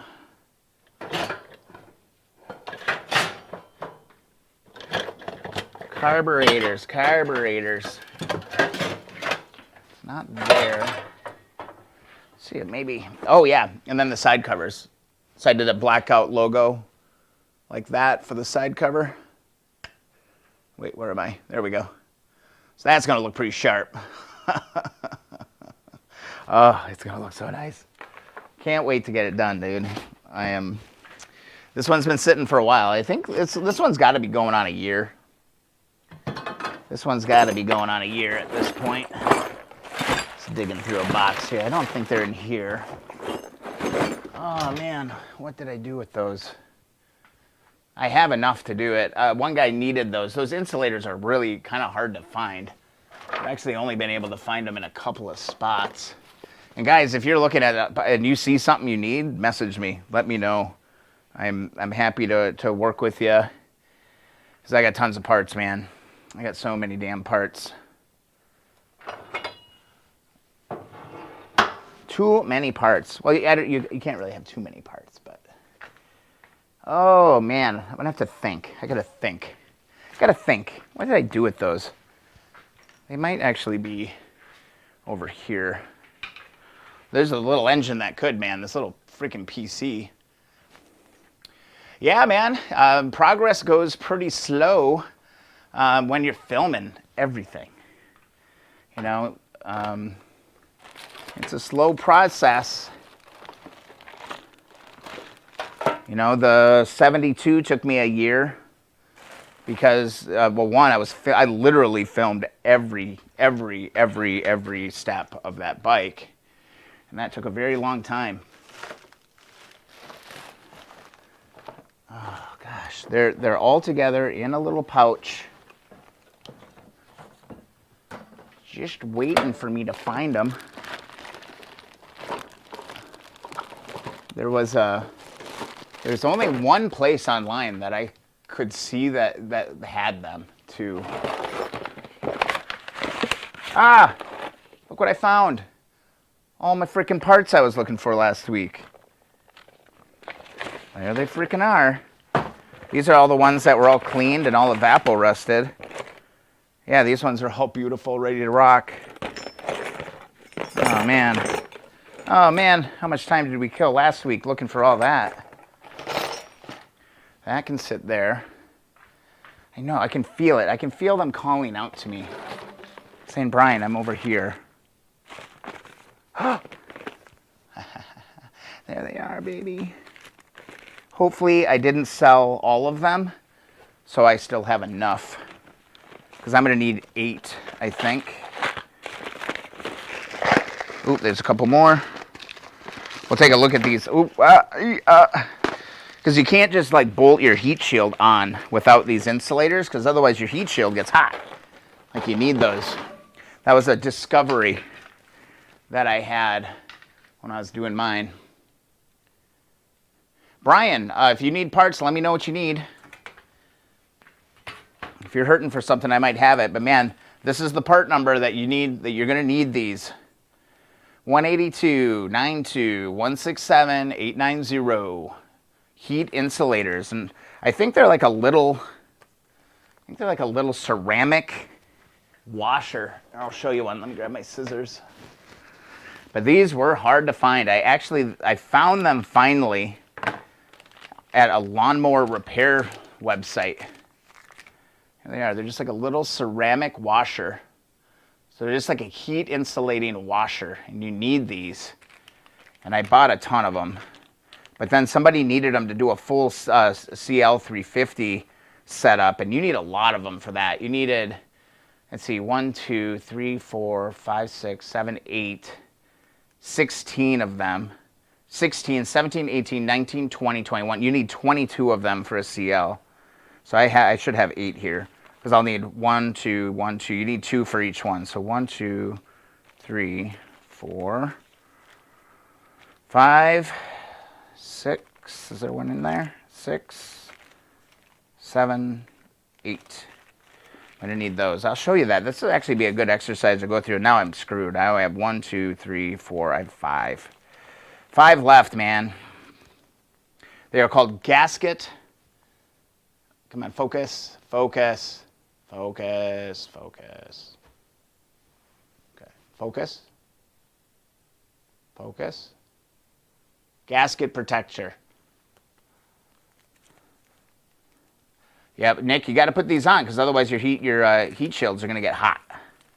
Again, 18292167890 was some small engine repair shop that I found a bunch of them on, and I like ordered like 40 of them or something.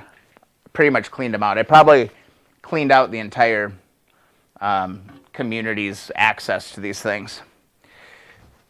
But then one of the wrenchers messaged me, and they needed them, so I sold them. I think 22 of them. Or no, he had some that were still good, because you can reuse them, but sometimes they just get brittle and they break. God, I wonder if this is going to be enough to do that pipe. Arrgh. All right, so let's I was kind of show you this. This is kind of a nice little project to kind of end the stream on, maybe. So what you've got, first thing I need to do is I need to find some pretty bolts. I'm fine if they're bolts. I think they're 10 mil. They're supposed to be little screws, but I don't think I'm gonna find any of those. We had to do some damage getting the original ones out. But just for illustrative purposes, we can kind of go through this a little bit. I think it's ceramic. They feel like they feel like almost a clay kind of thing. Okay. Didn't know. Okay, Brian, carb top cover 1, blue fork covers, rear shocks, rear grab bar. I might have a rear grab bar for you. I would buy new shocks if I were you.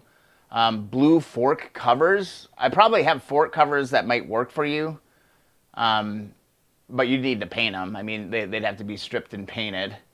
And then a carb top cover 1. I mean, if you don't care about the shape stuff is in, yeah, I probably will be able to help you out. Oh, it'd be sweet if these would be, those are going to be too long.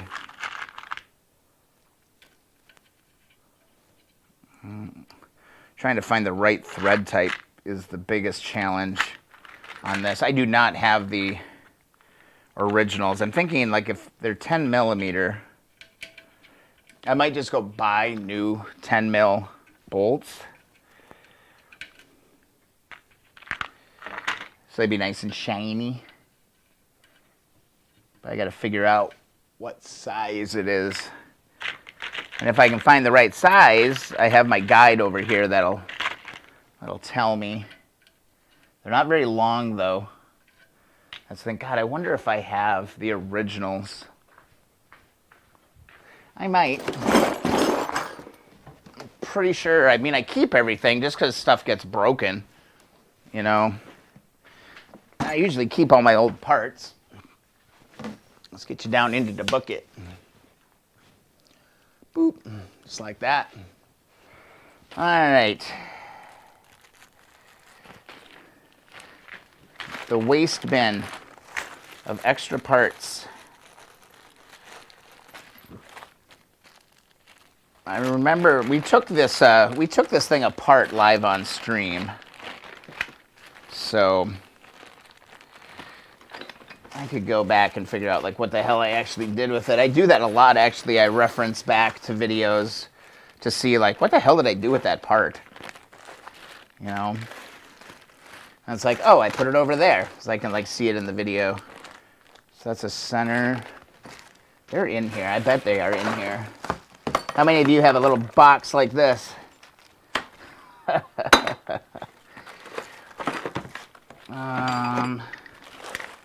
So many parts.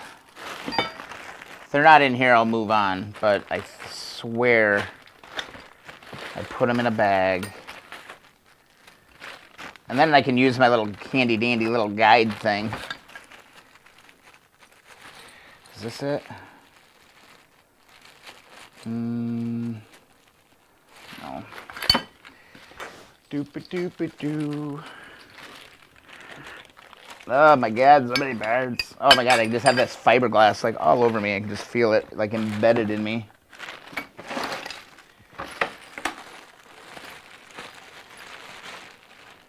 Brian. I had a vision. I just had a vision in my head of where they are. I think they're in my blue bin on my desk. I don't see them in here. I think they're in my blue bin on my desk. So let's go back up and let's check the blue bin. Boop, bop, bop, ba da da doop. I feel like I might have just put them over there. In my blue bin or my cupcake tin.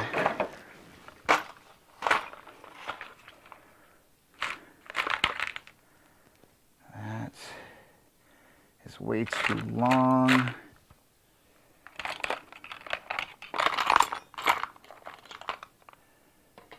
There's one. That's one of them right there. It's a short little bolt. So I'm almost positive. Thought that was one of them. Oh, this one's broken. I swear that's what they were. They were like a flathead screw.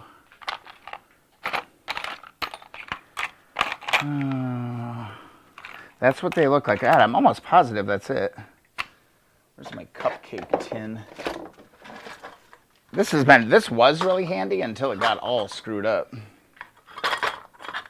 Now it's just a mess. Let's see. I mean, this is, this is live, guys. There ain't nothing sexy about this on the stream. I mean, this is what we do a lot. I swear this is one of them. I swear.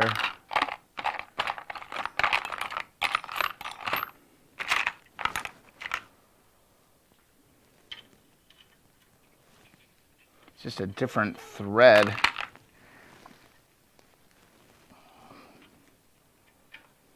I'm going to clean this on the wire wheel here real quick.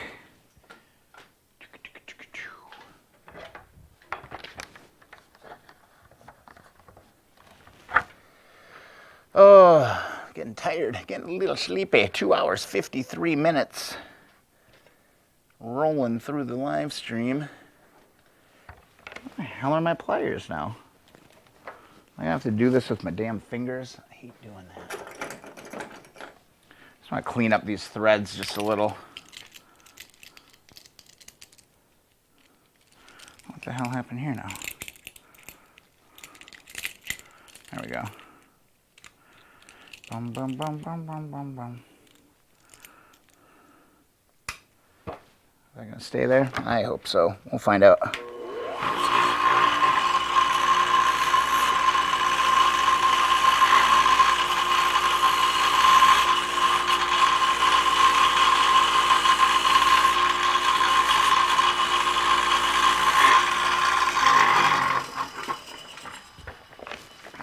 Definitely need to get that bolted down. Oh, we can come back over here.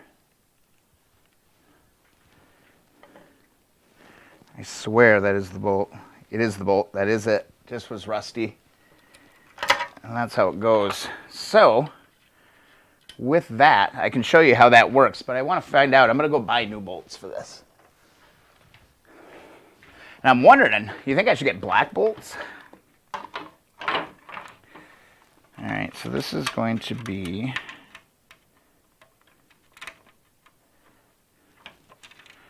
it's a 6 mil. It's a 6 mil fine. Coarse doesn't necessarily want to go.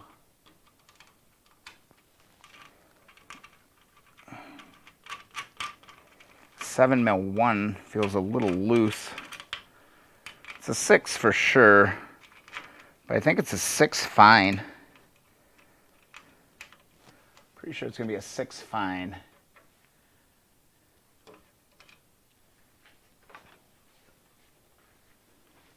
Nice for solving carb problems. Love it. Sorry, I'm like just focusing. I'm getting into work. All right, so here. See, let me move this over so you can kind of see. I got to find out like a point of balance here. So how this works, so you grab one of these and you grab another one of these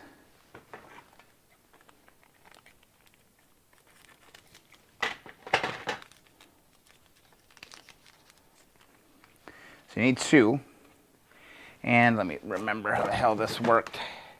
Shoe, what you need to do is you need to isolate everything. Hey, man. Welcome to the stream. God, everybody's so damn friendly. So here's how it goes. So you need an insulator on both sides. So if we're going to put like this bolt in, you want to do an insulator on the top, and then you want to do an insulator on the bottom. I believe that's how that was. Yep, yeah, because there's a little gap in here. Yep. So you put your insulator here, and then you put an insulator there. Now that's insulating the whole heat shield from everything. So kind of see what I'm doing? So there's one on top. So you never really have like, oh, God, don't drop that, Brian. And there's actually a little slot in here they kind of slide into too. But it isolates metal to metal contact between the muffler, which gets super hot, and even the bolt. So it's tricky. I use like a little dab of grease to kind of hold it in position. And then you get it going. This thing, why is this thing fighting me here? Go home, little buddy. Jesus, Martha. Oh, come on. Ugh. They're tricky. A little dab of grease really helped me get these on here. There we go. There we go. Oops, sorry. Yeah, push this one through. So you got an insulator on the outside. You push this in. So on this side, you've got an insulator here. And then on this side, you're going to take your other insulator and put it here. Just like that. And then you put it on to the mounting pole here. Okay? That's how that goes. You need those insulators because otherwise that heat shield is going to get hot and it's not going to do its purpose of not being hot. So don't forget those little insulators. I think it was Jack's Small Engine Repair. We could go online and see if they have these. Because if you're working on a CL, you're going to need this. And it's every bolt. So every one, you need 2 on every one of them. And on the other CLs with the 2-part exhaust, there's 3 on each of those. So 1, 2, 3, 4, 5, 6. And then for the bottom muffler, another 6, 12. And then another 3, I think. I forget how many bolts are on there, but you need a lot of these little insulators in order to do that just right. Does that make sense? I should actually make a proper video about that, because that is an important, it's an important detail that I bet a lot of people probably miss. Like they just don't realize that that's what those things are, because sometimes they just kind of degrade and fall apart. Nick, what'd you learn from the motorcycle nut? I learned a lot from his channel too. It's good stuff. Yeah, I'm going to paint this. This needs to get cleaned up. I kind of like all the battle scars on this cover. I don't think I'm going to try and straighten it any. I got kind of quick, lazy, fast paint on it. And all that. Oh, working through carburetor problems. Love it. Love it. All right, so that's there. That's that. That's pretty badass. We just crossed 3 hours on the stream. I want to see if I can find that. See if we can find that. Oh, see if we can find that part. Find this number. See if he has them. Help you out a little bit. Let's hop over to the browser. They weren't cheap. They are not cheap. So let's go here. I think it was Jack's Small Engine. Yep. That's what, God, I can't believe I remember that. So let's see if it comes up by part number.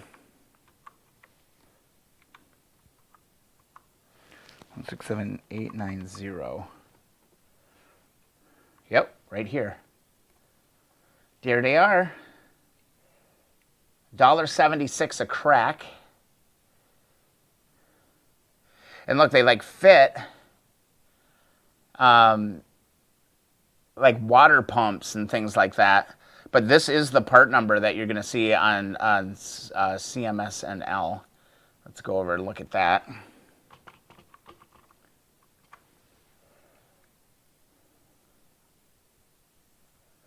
Oh, CSMNL.com. Ah, what's going on? CMSNL. Isn't that what it is? There. Or product number. Let me see if I can type this in. Or no, let's actually look up the bike. Because then you can kind of see like in the grid. And this is the only way that I discovered these is I was looking at CMSNL. And I was like, what are those things? What are those things? And then it kind of led me down the rabbit hole a little bit of trying to find those. Are the CLs under here? No. No. You don't need them if you have a CB. That's the other thing that's kind of nice. CL. There we go. CL350. Oh, no, Brian. No. Although you probably need them for the 362. CL350. And then let's go look at the exhaust breakdown. I don't think it matters what year. Let's just look at this one. Most people have like the 72, that double dual kind of part. Where's the exhaust?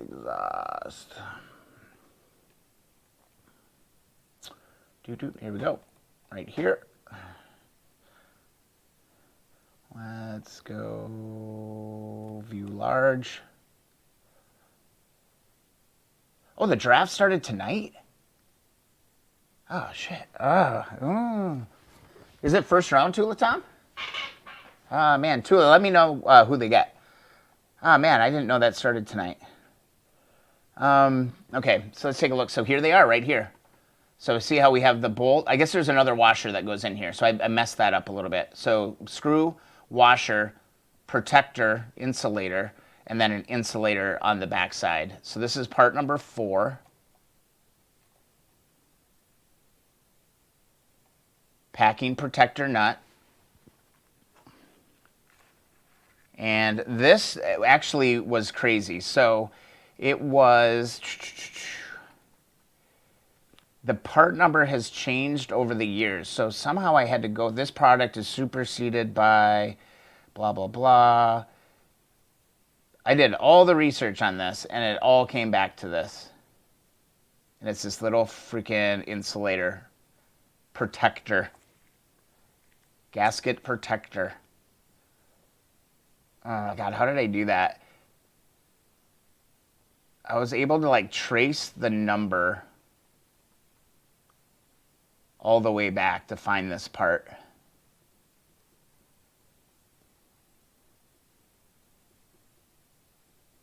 I'm good, Nick. If you've got some, I'm good. But somebody else might need a handful of them too. So it looks like Jack's Small Engines does have them. But yeah, there's a ton of them. Every bolt that goes into that exhaust, you have to follow that.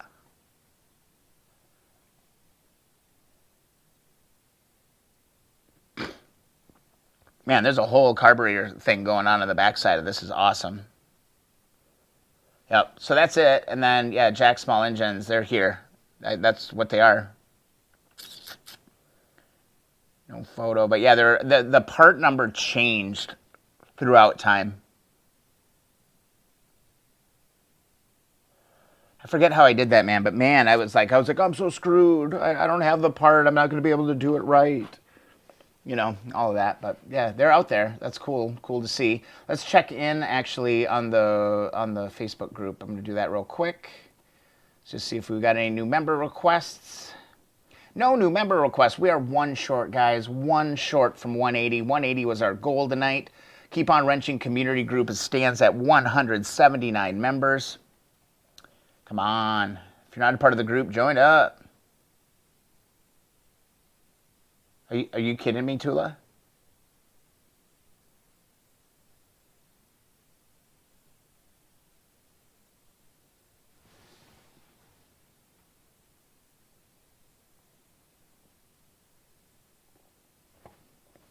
Tula, are you kidding me?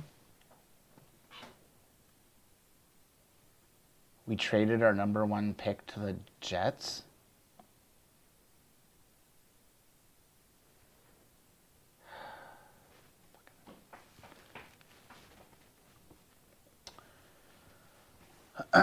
Why do they do these things to me?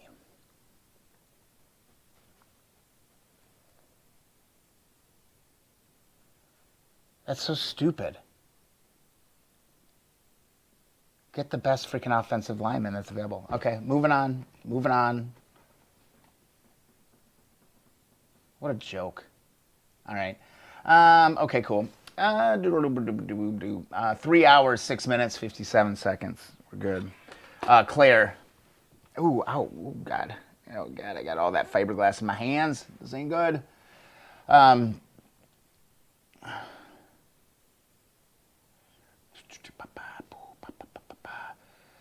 Keep following Supersede. Yeah, there was a way to do that, right? Where was it? I'm probably just missing it. I'm a little distracted here. On the right, superseded links. Yep, there it is. And there's the part number, the 182-92167-890. Perfect. Yep. There she be. Packing protector. It's crazy. It was really interesting to see like how the parts, they're still used on things today. I'm just refreshing the group page. God, I'd love to get to 180, man. If you're not a part of the Keep on Wrenching community group on Facebook, come on. What are you waiting for? Let's do that. Be awesome. Yeah. Well, after the stream, I'm definitely going to be turning on Minneapolis area local radio and hearing what the hell's going on with that. That is absolutely ridiculous. Claire's Customs. I'm taking my friend Ava to look at a CB350 tomorrow. Oh, fun. Let's do it. Yeah, what year? Why would it's 72. Tanks and side covers are from a 68. Cool. And there was, I think it was Brian, there was somebody earlier that was kind of rattling off a bunch of parts. Brian, just go to keeponwrenching.com. You can send me an email via that homepage. There's a little message button. Send me a link to stuff that you might need, and I'll poke through my pile over here and see if I've got something you need. I do have a lot of fork ears, but I only have like a certain kind.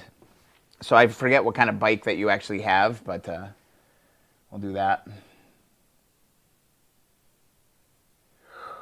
Oh my God, there's so many chats in here. I missed a bunch of stuff. That's okay. Don't hold it against me. No gas when bowl screws are loosened. Okay. Oh, $1,200. That should actually be in good shape then. So that might be a runner. That might be a runner right out of the gate. Yeah, Zach. So that happened to me. A very similar thing happened to me, where I think it like created some sort of a vacuum where it wasn't letting the gas in. So I just took the carb apart. I blew it all blew it out with compressed air, or like a can of air. And then, God, what else did I do? I think that was all I did. And then I might have done a little bit of Marvel Mystery Oil. I might have used some of that too. Yeah, the needle valves are stuck. Yeah, and I just blew it out and then I put it in and then it flowed gas. So it like created like a vacuum or something, or it wouldn't flow gas.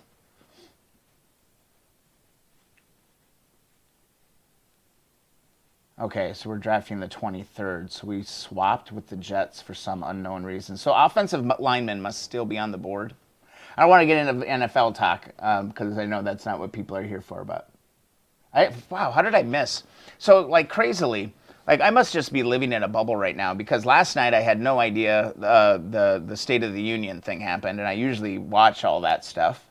Had no idea that happened. I had no idea that the Oscars were on. And not that I really would watch the Oscars anyway, but I'm usually somewhat aware that those are going on. I have no idea that was going on.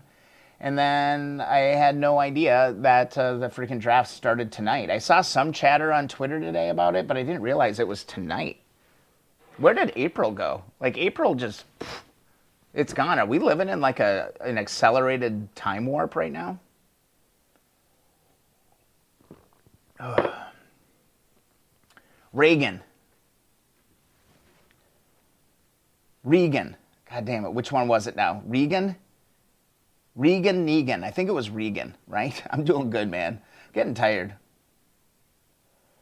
Vikings traded number 14 and 143 to the Jets for 23, 66, and 86. Okay, so they moved. For some reason, the Vikings, they like these late round picks. It's all good. I'm doing well. It's getting late. I'm tired. I actually slept like garbage last night. Jacko's in. Hello, fine people in the chat. We do have a lot of really fine people in the chat, man. That is very, very true. Thank you, Tula, for keeping me up to date on that. Well, we better get the number one brain. Yeah, Jacko, it happens. I'm so used to it. Everybody types brain all the time. All good, man. No worries. John, my new bowl gaskets are a little large. Nearly lost my mind trying to put them back in, but we'll try again to clean them out. Yeah, try it again, because it's like a lock somehow, and it just will not let gas in. For those of you who are in here, bam, we got the rear luggage rack. I think that's kind of the highlight of the stream tonight, or at least we kicked off the stream with the rear luggage rack. We wrapped some exhaust. Oh, I'm starting to drag a little bit. Oh, nice, Jacko. You've been just kind of lurking. Awesome, dude. No worries. Thanks for hanging out. Appreciate it. Keeping the viewers are pretty strong tonight. It's all good. I am very tired, man. I slept like garbage last night. Just, that one of those nights where you just wake up and like you remember, oh God, did I close the shed? Did I close the garage door? Did I unplug the heater downstairs? Did I call that person back?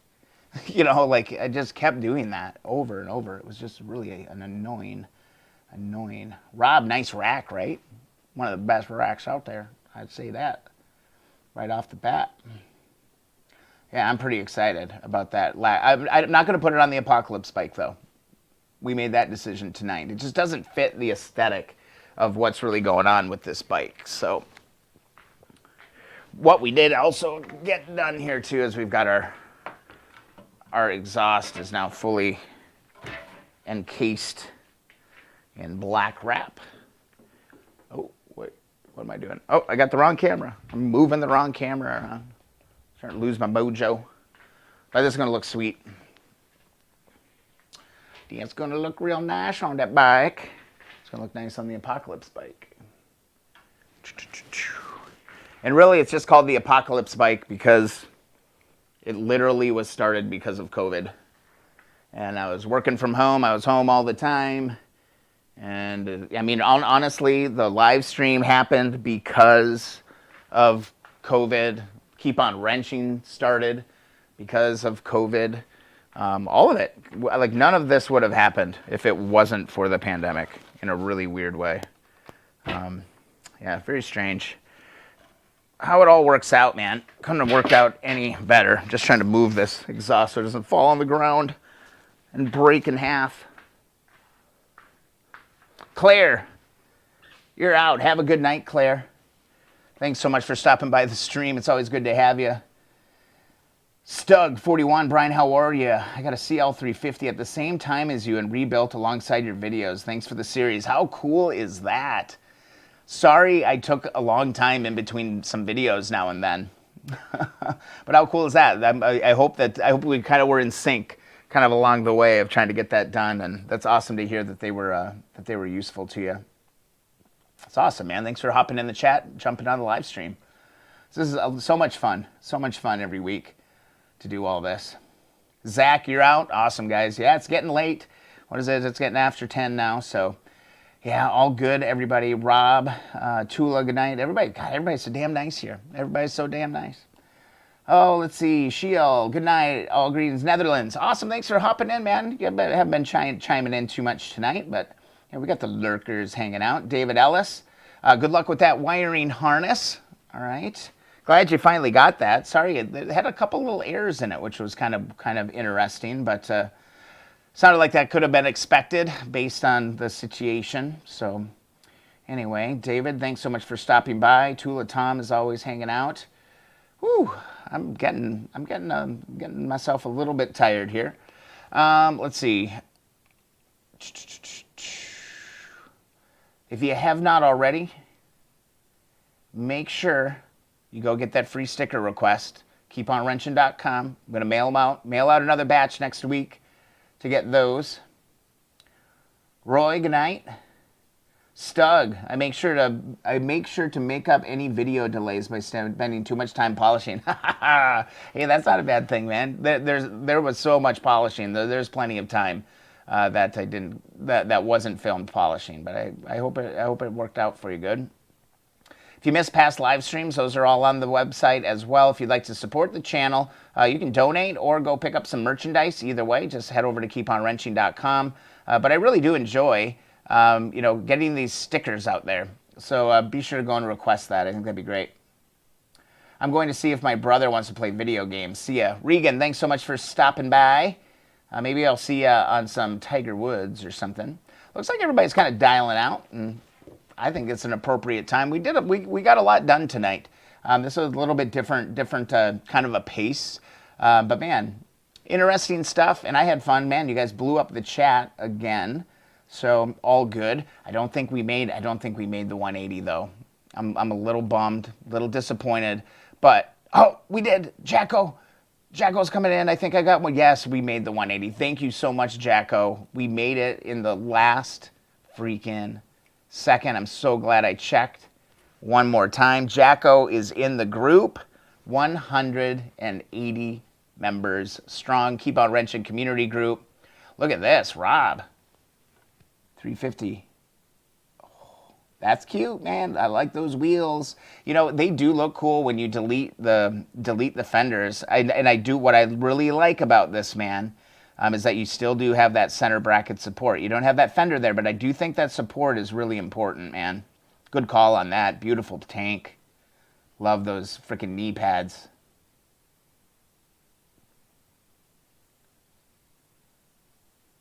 I bet that auction. Yeah, I haven't had a chance to do that. Tula, you out, man? Thanks so much for hanging out.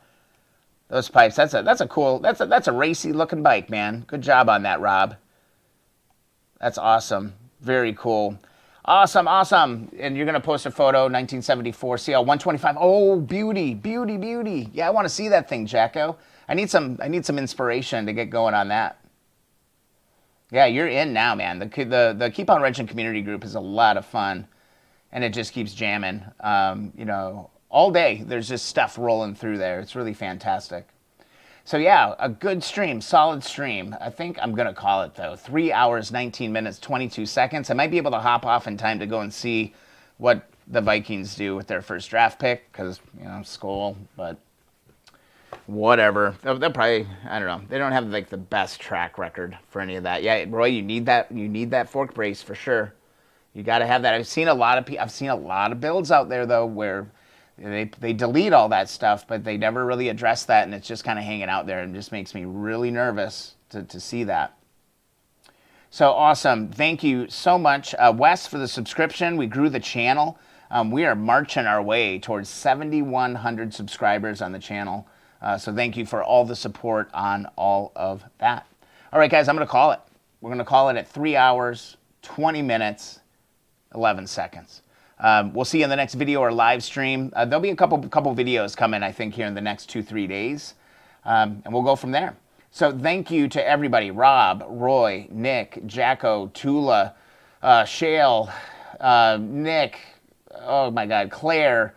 Who else is in here? Nick James, Regan. It just goes on and on and on. John, he was hanging out tonight. Who else was in here? John, trying to find new names here. Brian, yeah, email me, Brian. I'll see if I can get you hooked up with some of the parts you need. JP was in here. Awesome. Oh, I missed that, man. JP, good to see you. Hope you're hanging out. Hope you enjoyed the stream. Starting to lose my voice. My throat's getting a little bit sore here.